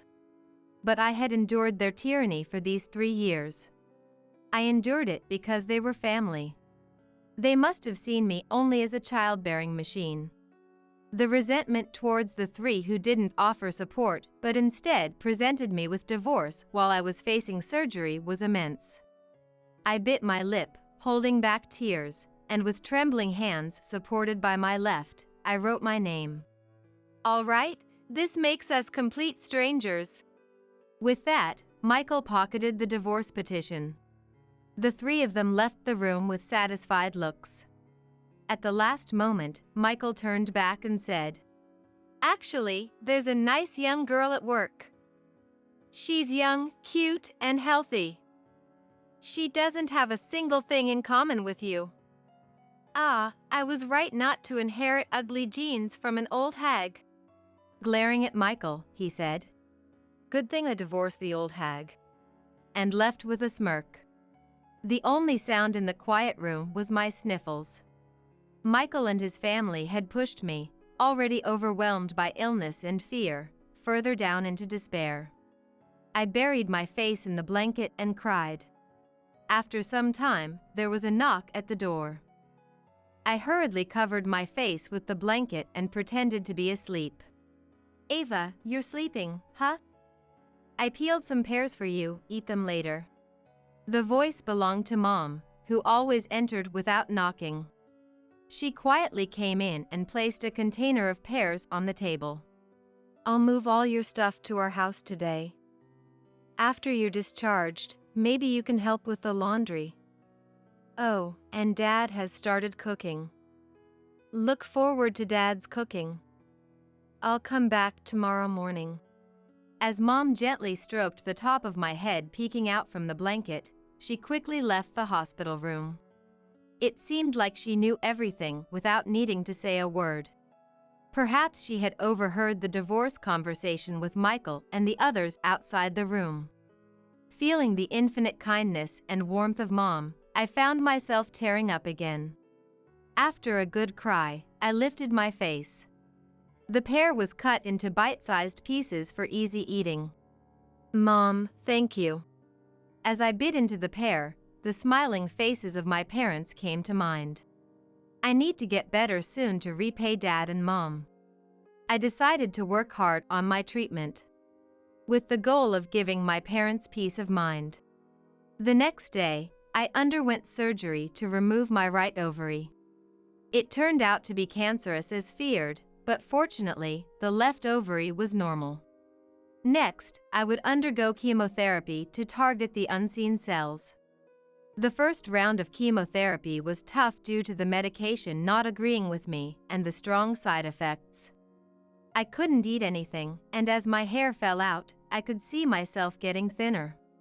But my parents were always there to encourage me. Yesterday, we saw the meteor shower you like. Dad found 5 shooting stars. We made wishes, so you're definitely going to get better. Thinking about Dad, who normally wouldn't care about shooting stars, getting up in the middle of the night to watch the sky, filled me with a sense of his love and the warmth of family.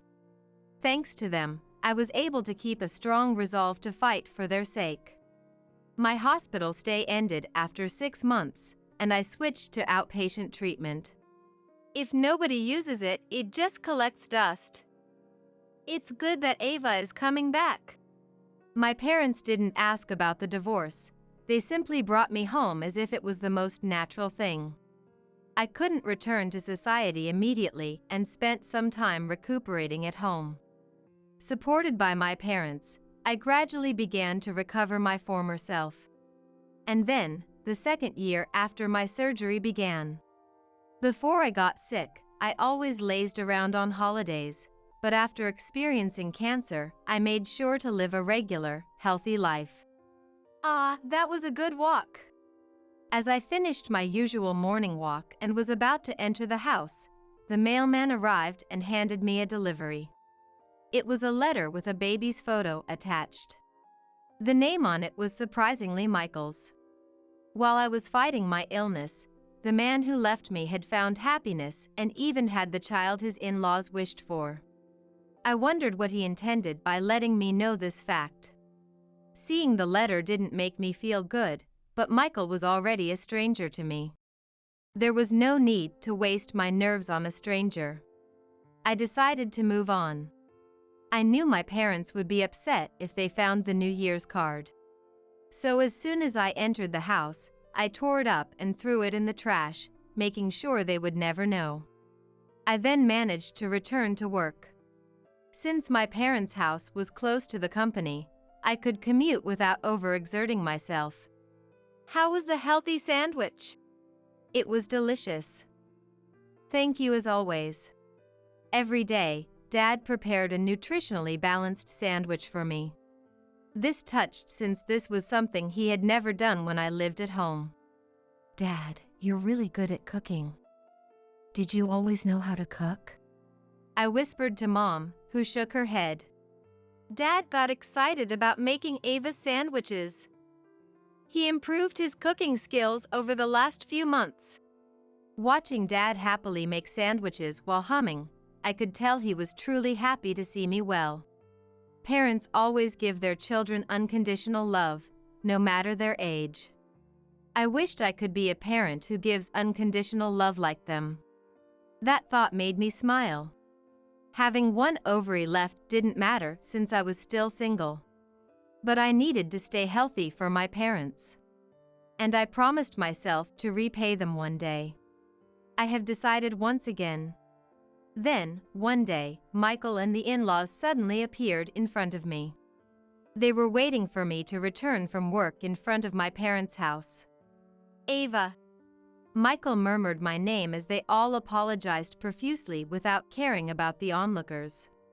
I was wrong. I want to start over. What is he talking about now? Especially since Michael already had a child. I was furious with Michael for his irresponsibility and the in-laws who followed him like fish droppings, apologizing together. As I glared at them silently, Michael began to explain. I was deceived. According to Michael, he married the young woman from his workplace right after divorcing me. Because she was already pregnant. Knowing now that he had cheated on me while we were still married made me upset, even after all this time.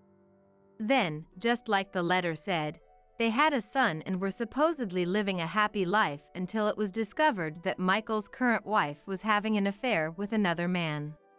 Michael became suspicious when she always stepped outside to take calls and never let her mobile phone out of her sight. He decided to hire a detective, and that's when he found out. Even more shocking was that the son he believed was his turned out to be the child of his wife's lover. When confronted, his wife casually admitted to the affair and the truth about the child. Laughing, she said, "Obviously, I'd choose his genes over yours. Who would want the genes of an ugly old man like you?" "That sounds familiar," I muttered, and Michael hung his head. "I really am sorry. I've only just realized how terribly we treated you." Following Michael's lead, the in-laws also apologized. "We won't say anything about the child anymore. Can't we start over? Dad and Mom are sorry, too." What convenient people they are. After everything they did, I couldn't understand how they had the nerve to appear before me so casually, and I didn't feel like talking to them.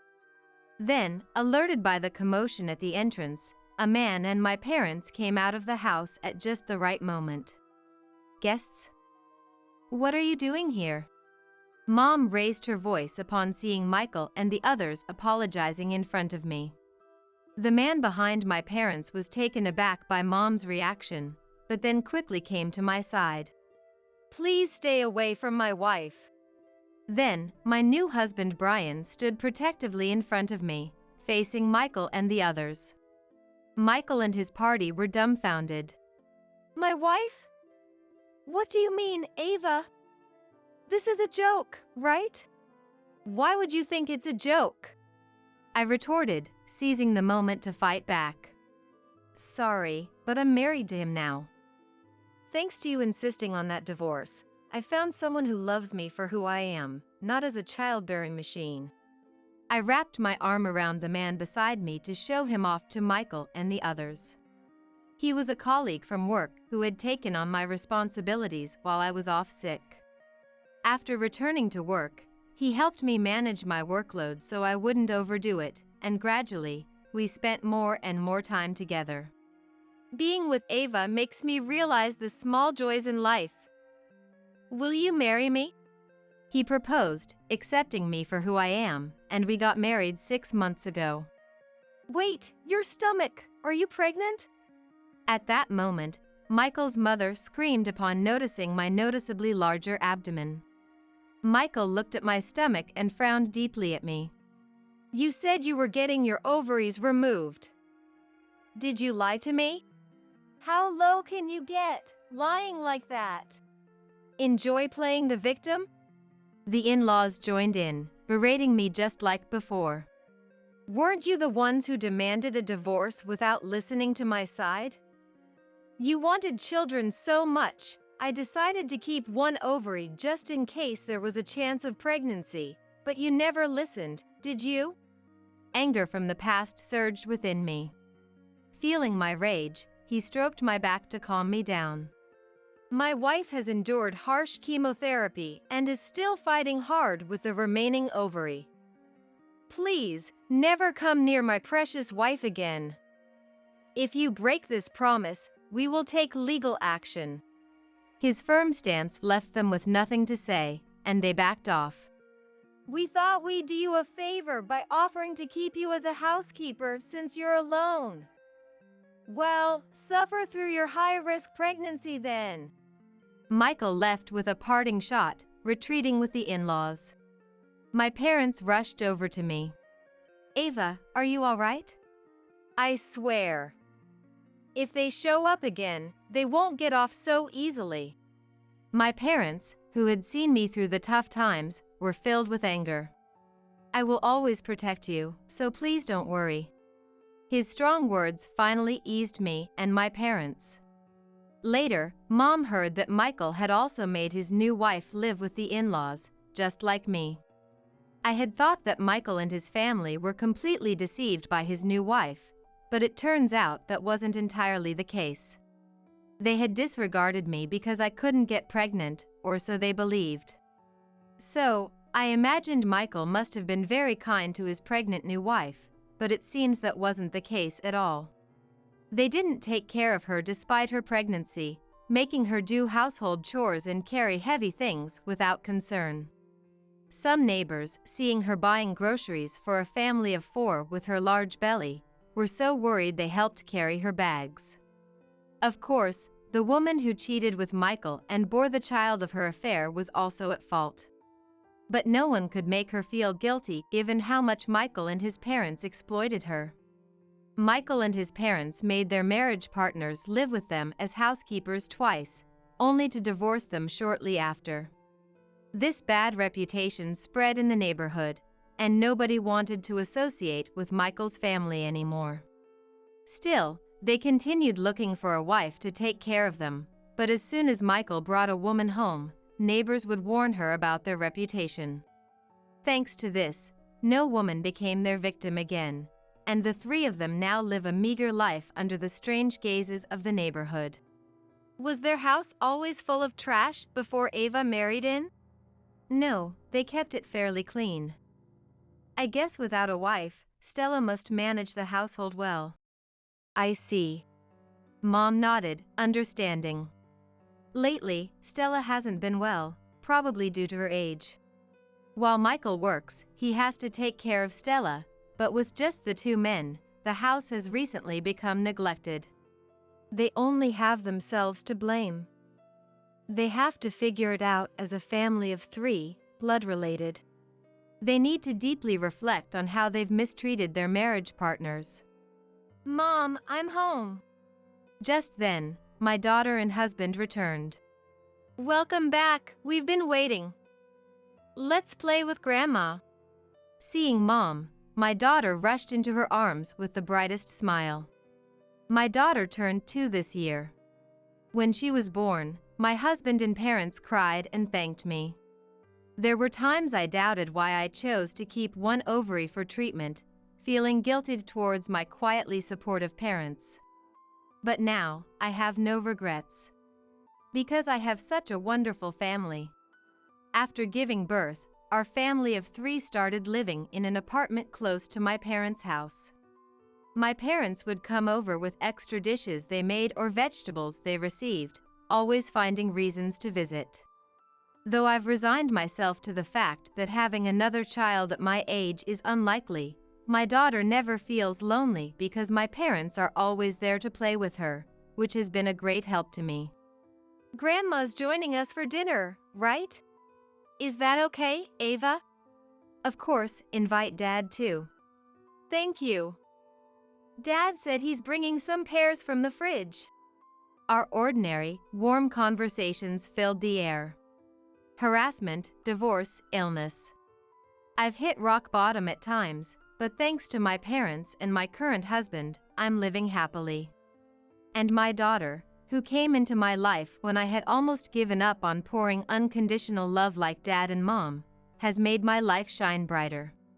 Mom, here, take this. My daughter placed an acorn she picked up in the park into my palm. Wow, thank you. I'll treasure it. I hugged my daughter. Together as a family, caring for each other, we want to continue cherishing the small joys of life. What is a real family? Is it about being blood related? If that's all it takes to be a family, then I have none. But if someone tells me that's not the case, if there's someone who believes that's not all there is to family, I want to be a family with that person. My name is Melody. At 32, I'm finally getting married and am in the midst of happiness. I met my fiancé Patrick at work, through a certain topic of conversation. After various things, we started dating, and following 2 years of being together, he proposed. I will definitely make you happy. Let's build a warm family together. The moment he said that, I couldn't stop crying. I never intended to get married. I, who had no interest in romance, thought my life would be dedicated to my work. Life is unpredictable. But I can't just be swept away by the word marriage. Family meetings, announcements to various people. Meetings with the wedding venue. And looking for a new home. The days are dizzyingly busy, but it's not a burden because I'm happy. Everything is so enjoyable. However, life has its ups and downs. There's always someone to ruin your happy moments. One day, on a rare day off, while I was relaxing at home, I had visitors. It was my brother Benjamin and my sister-in-law Lily. I live in my parents' house, and when Benjamin and Lily came, my parents had just gone out, unfortunately. I wish they had contacted me in advance. They said they were nearby and decided to stop by. Well, this is Benjamin's parents' house, so they're free to come whenever they want. But all I can do is serve coffee, you know? Just seeing your face, so full of happiness because you're getting married, is enough for me. Saying that, Benjamin patted my head. What's it like to pat the head of your sister, who's over 30? I sometimes wonder, but no matter the age, Benjamin's gentle and warm hand always brings happiness to my heart. Even when I become a grandmother, I'd like to be patted by those wrinkly old hands. Benjamin, still with few wrinkles on his hands or face, is 35. He just married a young woman 10 years his junior last year. For me, Lily is also much younger. Welcome, Lily. When I greet her like this. Thanks. Lily's response is always quite cold. That's just how she is. While Benjamin and I were talking in the entrance for a bit, Lily promptly entered the house and sprawled out on the living room sofa, as usual. Everything as usual. At first, I was amazed, but if this is Lily's normal, it's not for me to comment. If it bothers anyone, Benjamin will say something, so I keep quiet. But there's one behavior that still concerns me. It was when Benjamin stepped away to the bathroom. Hey, Melody. The moment she calls my name, I brace myself, as usual. To me like that, Lily said. Are you really going to be a housewife after getting married? At the family meeting of me and Patrick's families, I talked about quitting my job to become a housewife, and Lily knew because she was there. That's right. Really? Become unemployed, for real? Unemployed, is that such a strange thing? Being a housewife is hard, too. Our mom is one, and it's an important job, protecting the home. When I say that, she laughs at me as if I'm lecturing or making a joke. That's funny. You probably weren't needed at the company anyway. Becoming unemployed, that's the worst. Lily, you're the same, aren't you? It seems like she looks down on it, but Lily herself is actually a housewife. I come from a wealthy family. I'm the daughter of a company president. It would be strange for someone like me to work, right? Besides, I'm loved by Ben. Ben refers to my brother and Lily's husband, Benjamin. So, is she implying that I'm not loved by my fiancé, Patrick? But that's not the only troubling part. Lily's family runs a business, and she indeed is a president's daughter. I attended the family meeting when Benjamin was getting married. I remember Lily's parents flaunting their flashy jewelry and boasting about their expensive, custom-made suits. But behind the scenes, I know about the complaints of low wages among the employees and the salary cuts for staff while increasing the president's salary. Moreover, Lily, who doesn't actually work, gets paid as an employee. It felt like seeing the dark side of small, family-run businesses. Growing up in such a family, there are many things about Lily that make me wonder where the president's daughter is in her. For starters, stop monopolizing the sofa by sprawling out on it. And what's with rummaging through someone else's fridge and shelves, taking out drinks and snacks? And don't just eat them. That's the chocolate mousse I was hiding. I bought it on my way home from work yesterday and was planning to have it for a snack.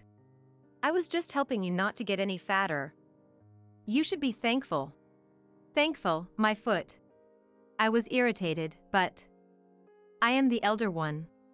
Getting seriously angry over a younger person's joke would only add to my gray hairs and wrinkles. The best thing is to ignore it. But Lily's audacity doesn't end there. It happened during the crucial wedding dress selection for my wedding.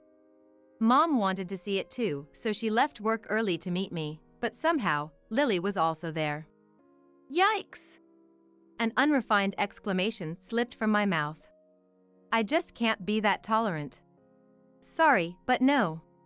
I got married just last year, so I think I can give some good advice. Since you are older, maybe avoid flashy dresses. Maybe just a simple dress would be better? What kind of advice is that? Do you even know the meaning of advice? It's supposed to be helpful. Not at all helpful. I feel like she's out to kill my spirit. For now, ignore Lily, just ignore.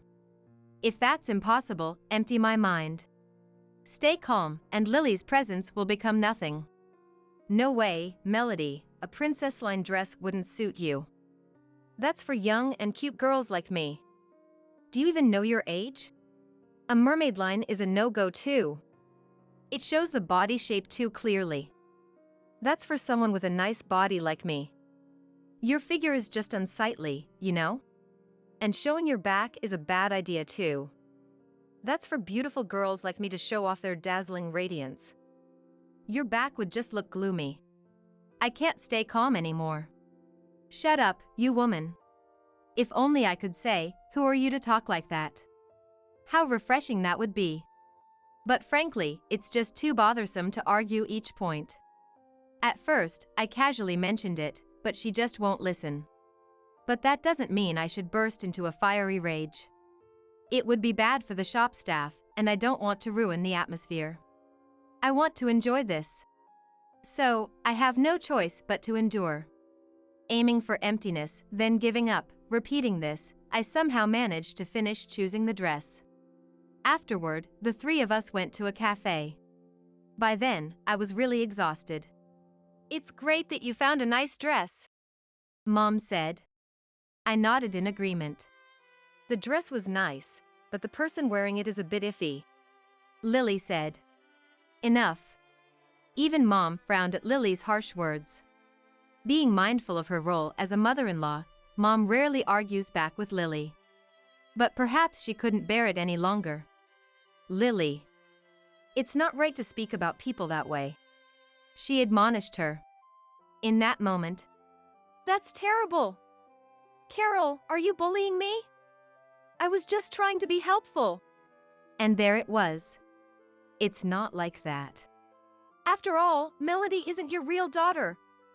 Why support her like she's your own blood? Lily started saying outrageous things. Mom, looking distressed, fell silent. She's an adopted daughter, right? So to me and Ben, she's a complete stranger. A person with no blood relation. I was just tolerating that and giving grateful advice.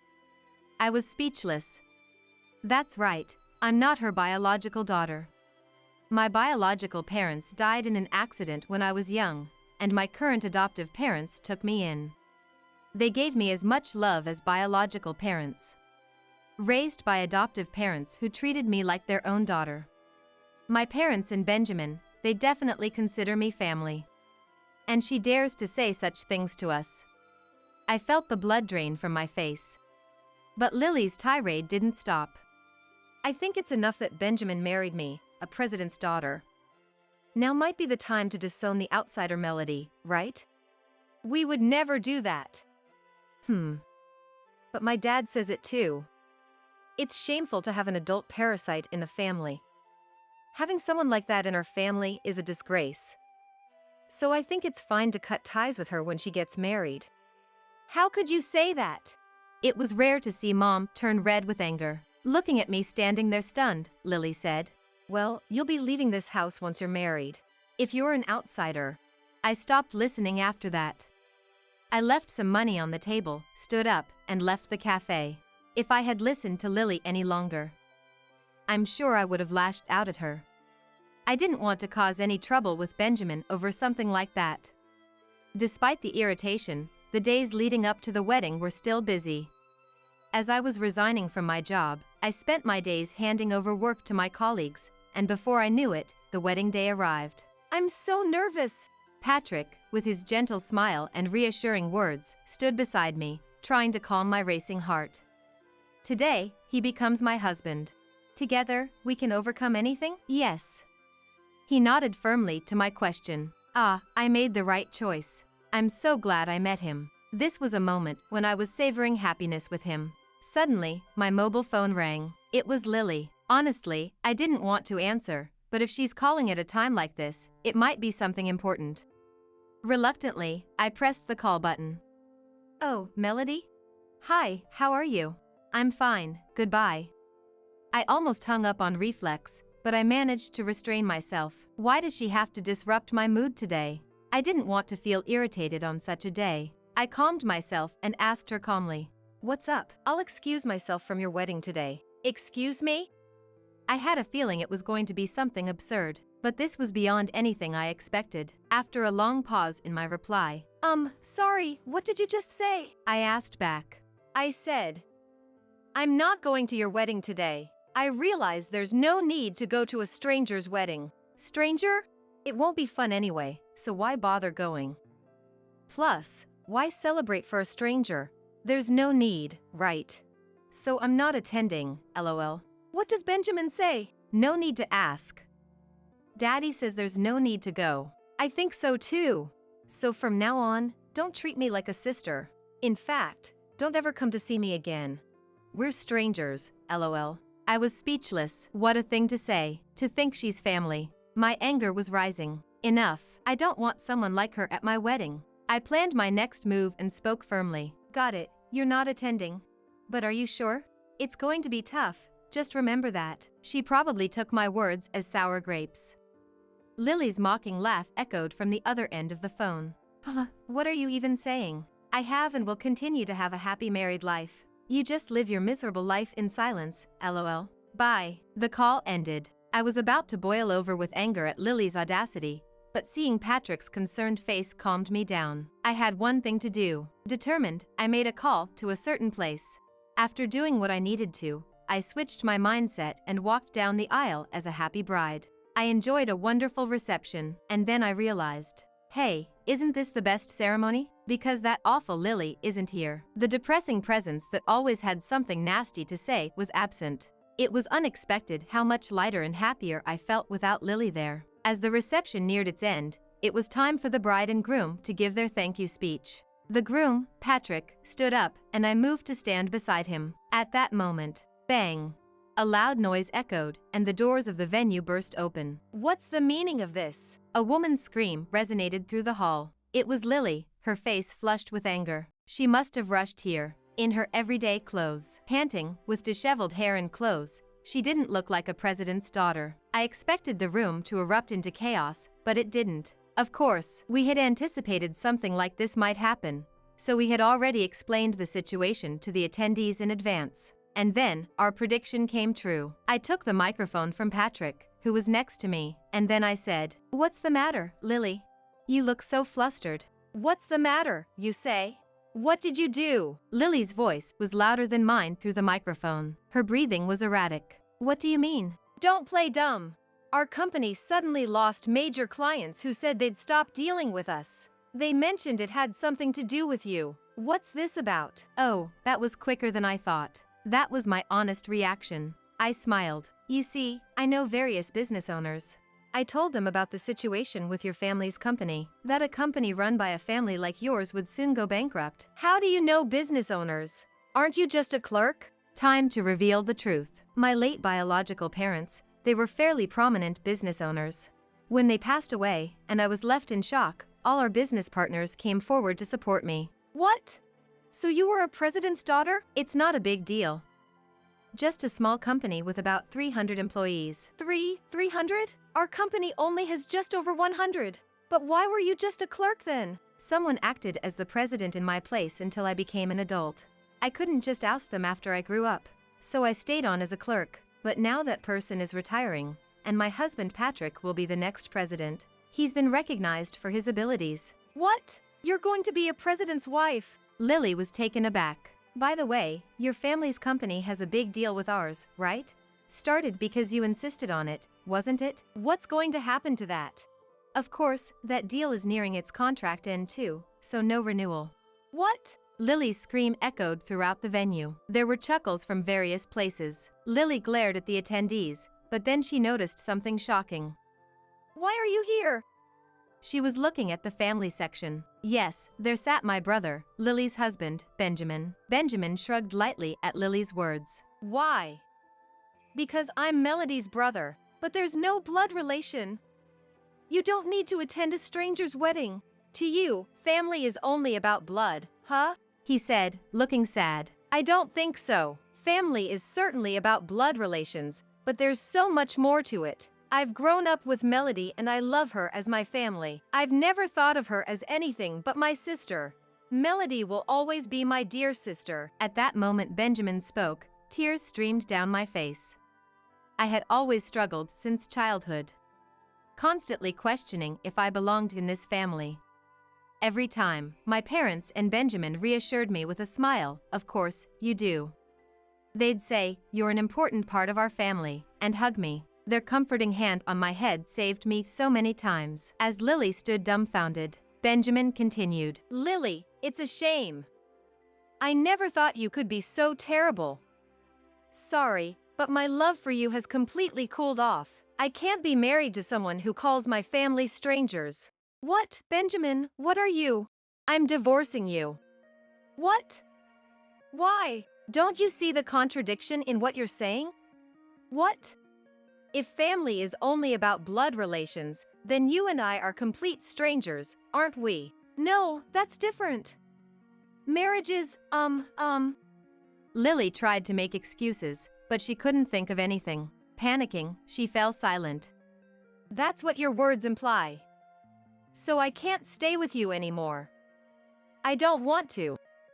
We'll discuss the rest through lawyers. No, wait. I don't want a divorce. No. Lily was desperately clinging to Benjamin. Then Lily's parents arrived, looking frantic. Seeing the influential guests at the reception, their faces turned pale. Apologizing profusely, they dragged Lily out of the venue. Afterward, due to the unexpected chaos, my husband, my parents, and I apologized to the reception guests. Hang in there. Warm words of encouragement came from the crowd. I was just grateful. Lily and her family faced a living hell afterwards. Who would want to deal with a company that has her? Was the sentiment, leading to many canceled contracts. Her parents, unable to salvage the situation, even tried to cut ties with their daughter to maintain business relations, but no companies were willing to continue. Finally, Lily's parents retired, and an employee, chosen by the unanimous decision of the clients for their competence, became the new head, saving the company. I was relieved inside. I couldn't forgive Lily and her parents, but the company's employees were innocent. If Lily's parents hadn't stepped down, I would have offered those employees a place at our company.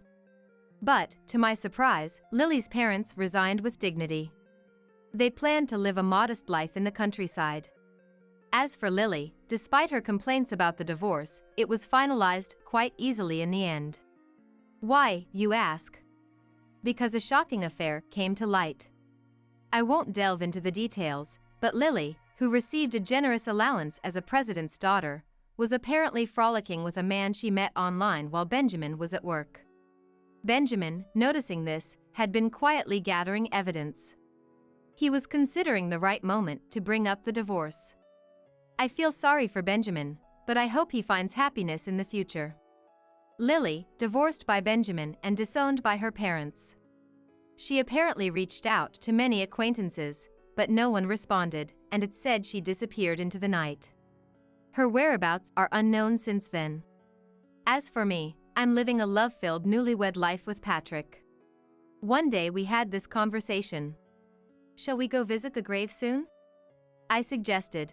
Yeah, there's so much I want to report to Dad and the others. Patrick replied. My parents and Patrick's parents both perished in the same major accident. We were both shocked to learn of our shared circumstances at work. In fact, that's how Patrick and I first connected. It must have been a bond formed by our parents in heaven. A precious gift of deep love from our parents watching over us from above. And here on earth, our adoptive parents watch over us with love. There's no greater happiness. Family isn't just about blood relations. It's about being tied together by a much stronger bond. Patrick gently took my hand. I grasped his warm hand tightly and smiled. Hey, cruel wife. How many times do I have to tell you? The fork. There's no fork. Are you telling me to eat lunch with my hands? What a ridiculous, cruel wife. After our child was born, my husband started calling me a cruel wife occasionally. Why did I marry this man? I could hardly remember. Before we got married, I thought I liked him because he was kind and considerate. It was often said that women would change after getting married and having children. But I would ask this. What about men who don't change at all even after having kids? Isn't that somehow strange? Fed up with my mounting irritation, I shouted back at my husband on the phone. Shut up! If there's no fork, then eat with your hands. Even a baby can eat with their hands. Why can't you? My name is Carol, a 36-year-old office worker. By the way, I am currently on parental leave. Though in a different department, my husband Kent was a colleague at the same company. Kent, a responsible and respected manager, was our team leader. After dating for 3 years, we got married. We were both busy with work, but we spent our days off together and had a reasonably happy life. However, I began to have certain troubles as I got older. When will you guys let me see my grandchild? These were the words of Louis, who is Kent's dad, as my father-in-law. Every time he looked at me and said this, I get sick to my stomach. I don't like Louis, or rather I hate him. He's arrogant and acts so pompous. Louis was a department head in a fairly large company. He may be a man in positions of authority, but I always think that it just at work and doesn't apply at home. I often saw him scolding mother-in-law Deanna. When I told Kent, he said, "My parents have always been like that. They haven't divorced, so it must be working out, right?" He talked about it as if it was none of his business, which made me wonder if this was really okay. We got married when I was 28, but we didn't have children for a while. About 2 years into our marriage, we started to think it might be difficult to conceive naturally, so we went to the hospital together. The test results revealed there was something wrong with Kent. What? You mean I'm the cause? Really? Kent couldn't believe what the doctor said. Even after getting a second opinion at 2 other hospitals, the results were the same. All I could do was to try to cheer up the disheartened Kent, saying, "The doctor said there's still a chance. I'll do my best too." Looking back, maybe Kent didn't even like these words from me. After that, we started treatment, which was quite tough. Not only was it physically tough, but it was also mentally taxing.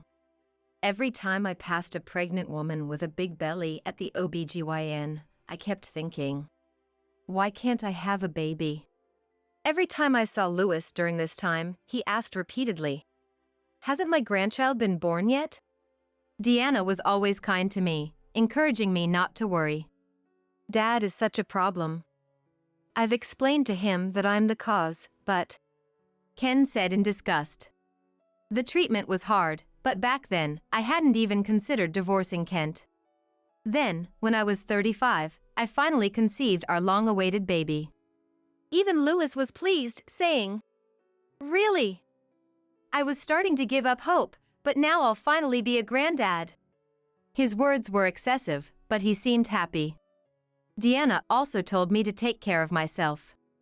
What surprised us even more was that I was expecting twins. There was some anxiety about suddenly becoming a mother of 2, but Kent said, "Let me know anything I can do, I'll do anything." As might be expected of twins, by the time I passed the 6-month mark, my belly was as big as if I was at full term. By then, we knew both were boys. But there was anxiety as well as joy. This one is growing well, but the other hasn't grown much since last time.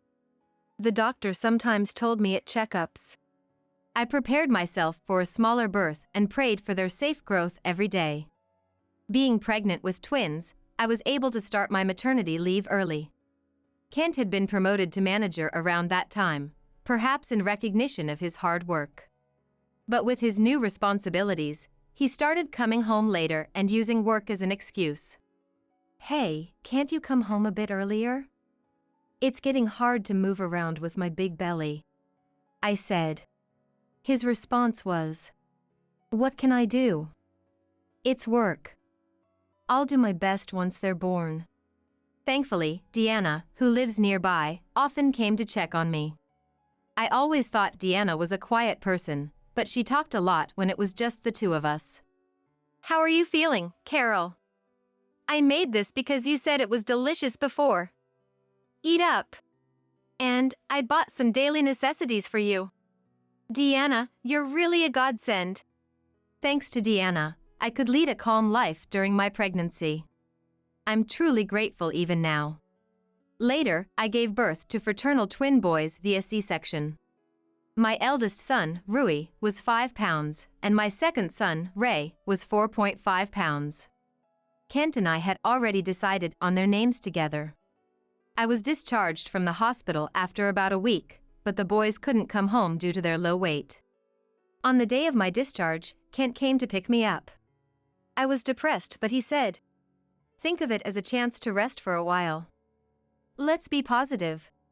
Frustrated by Kent's off-the-mark comment, my irritation peaked when I got home. What is this?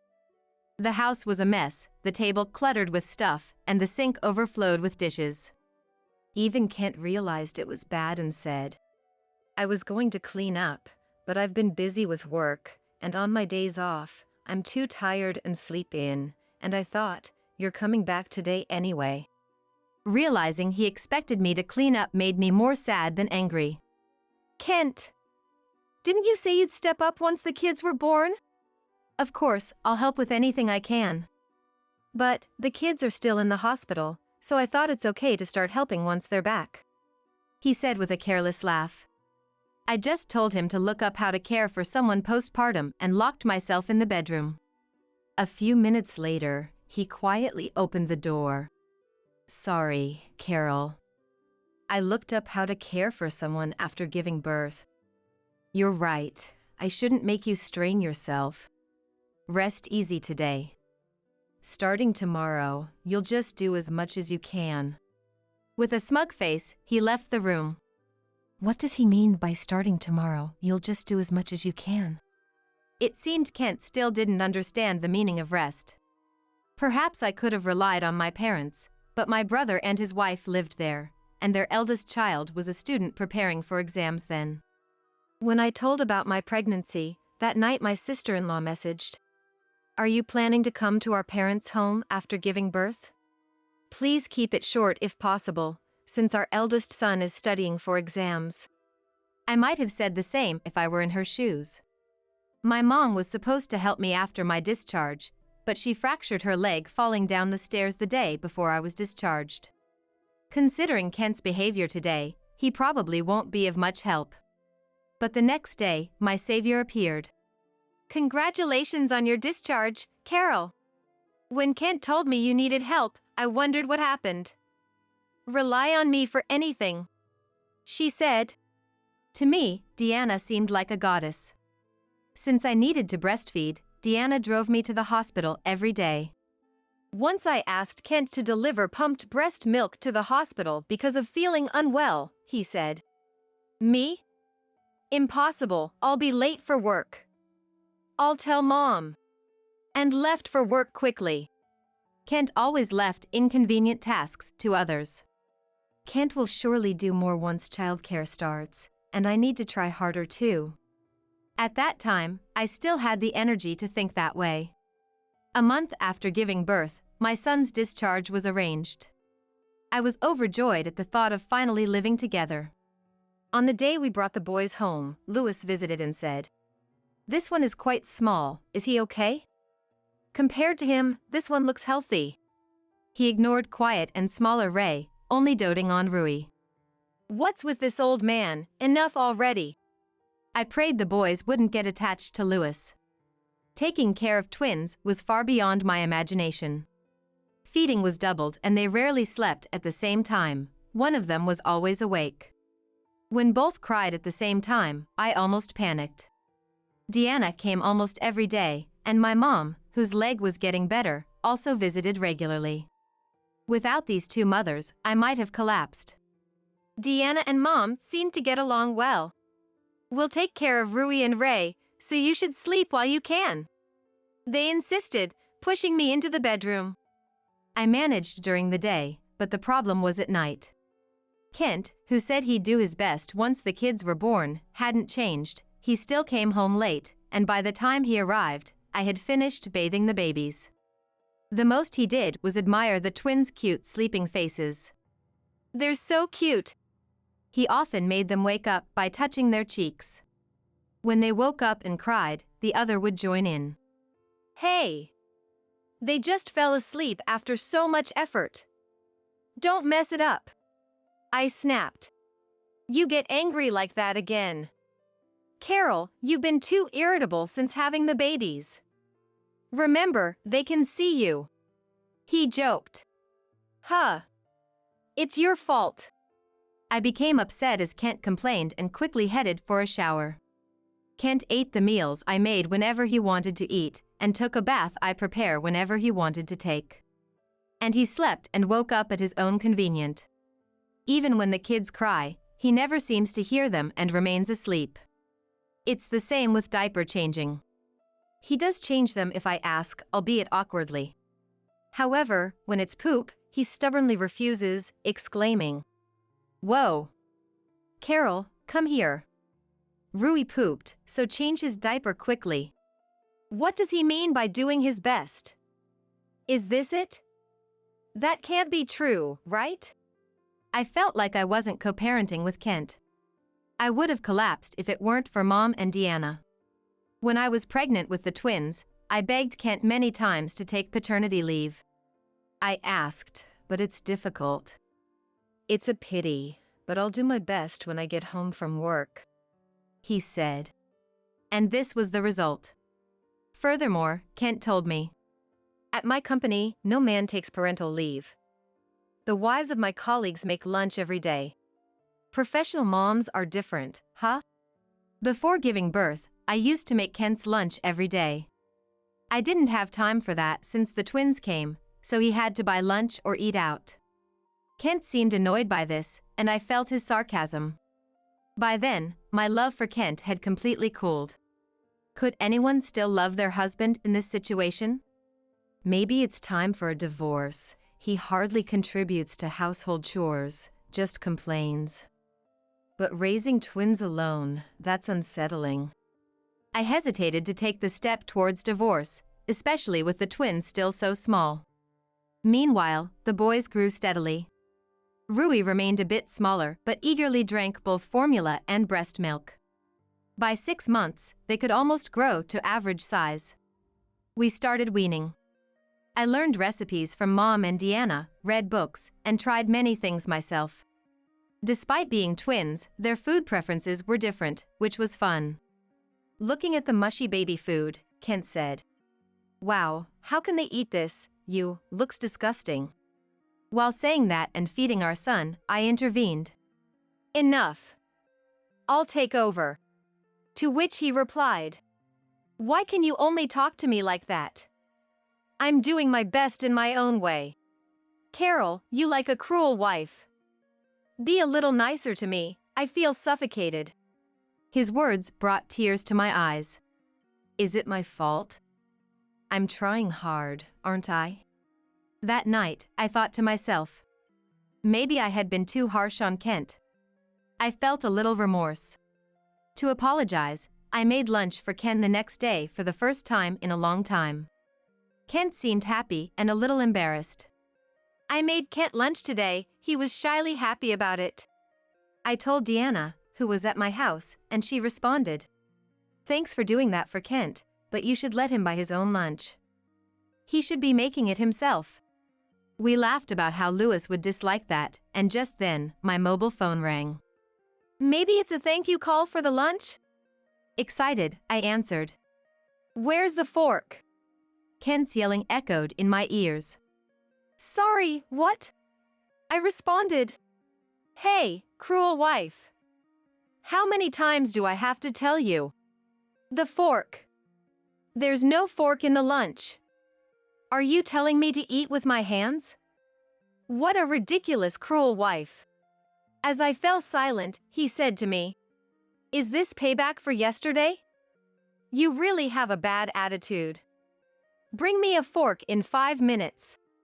I felt bad about forgetting the fork. But did he need to be told this much? At that moment, I stopped seeing this man as family. Maybe it was too late, even by my own standards.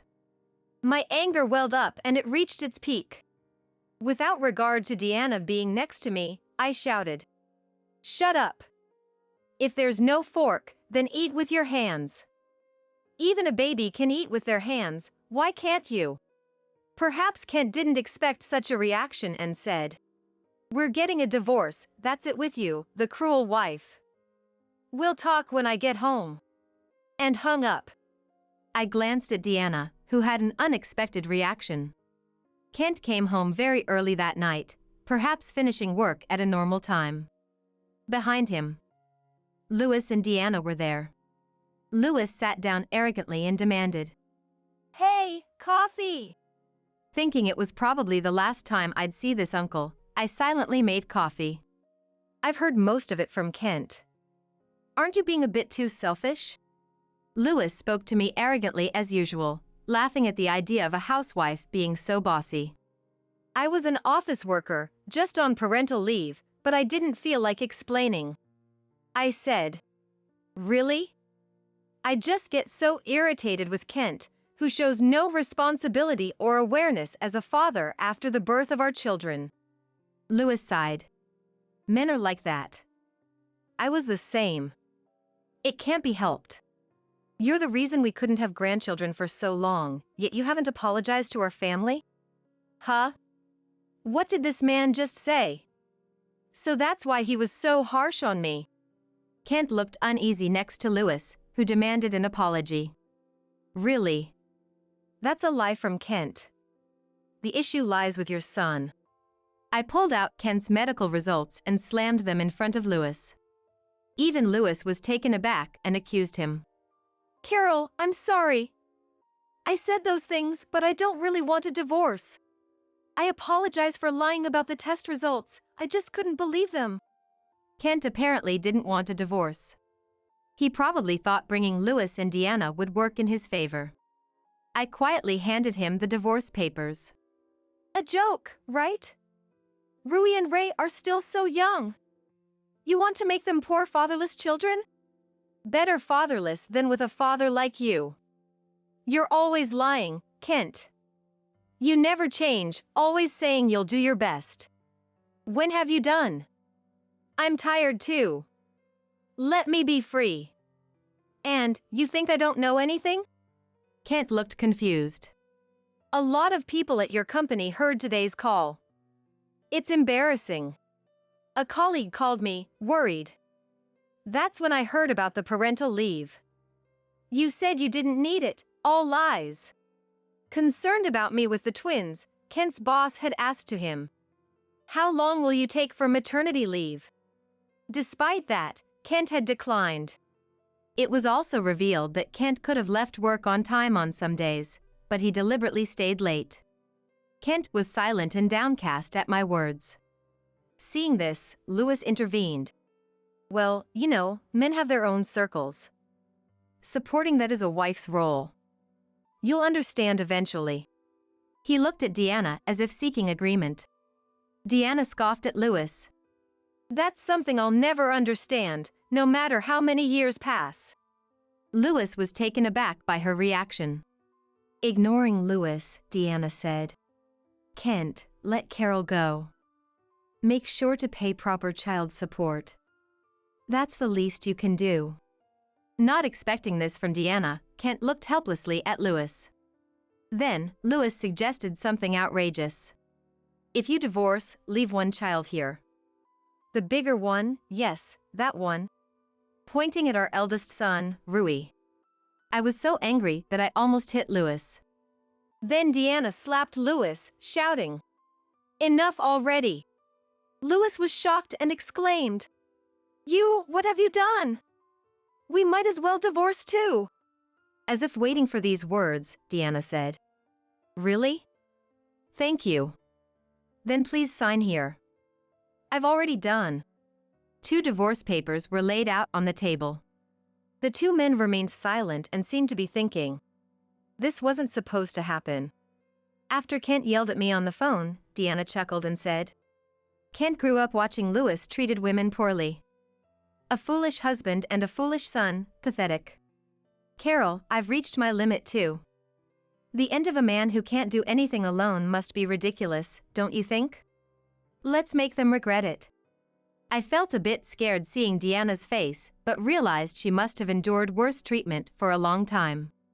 Kent and Louis filled out the divorce papers while saying, "Regret this," and handed them over as if throwing them. They frustrated me till the end, but Deanna and I were finally free. I returned to my parents' home. My brother's family had moved nearby, so their children could attend a local high school. Deanna, having received her share of the assets, moved close to my parents' home. She's become quite close with my mom and visits her often. The boys are happy, loved by their two grandmothers. As for Kent, the fork incident became widely known at work, and he lost respect, especially among female colleagues, being whispered about as a women's enemy. He's unlikely to engage in office romance again. Due to his poor domestic skills, he's been demoted from his manager position, as customers complained about his sloppy, unhygienic appearance. His diet has deteriorated, and he's gained weight. Feeling uncomfortable, he recently requested a transfer. By the time I return from parental leave, Kent won't be at the same company. Similarly, Louis's personal life suffered. He tried to make this incident a laughing matter with his superiors over drinks, but the room fell silent. "The way I see it, a man who can't treasure his family isn't worth much," the CEO personally told him, so Louis's remaining months until retirement will be uncomfortable. He'll likely spend his old age alone. Both got what they deserved. Deanna started part-time work at a nearby grocery store and seems to be enjoying her days. I'm happy for her. The twins, Rui and Ray, are about to celebrate their first birthday. A few days ago, the two of them started walking at the same time. I was so moved that I couldn't help but burst into tears. They have different food preferences, but they like the same toys and are now playfully fighting over them, saying "ah, ah." Watching them, I vowed to be a strong mother.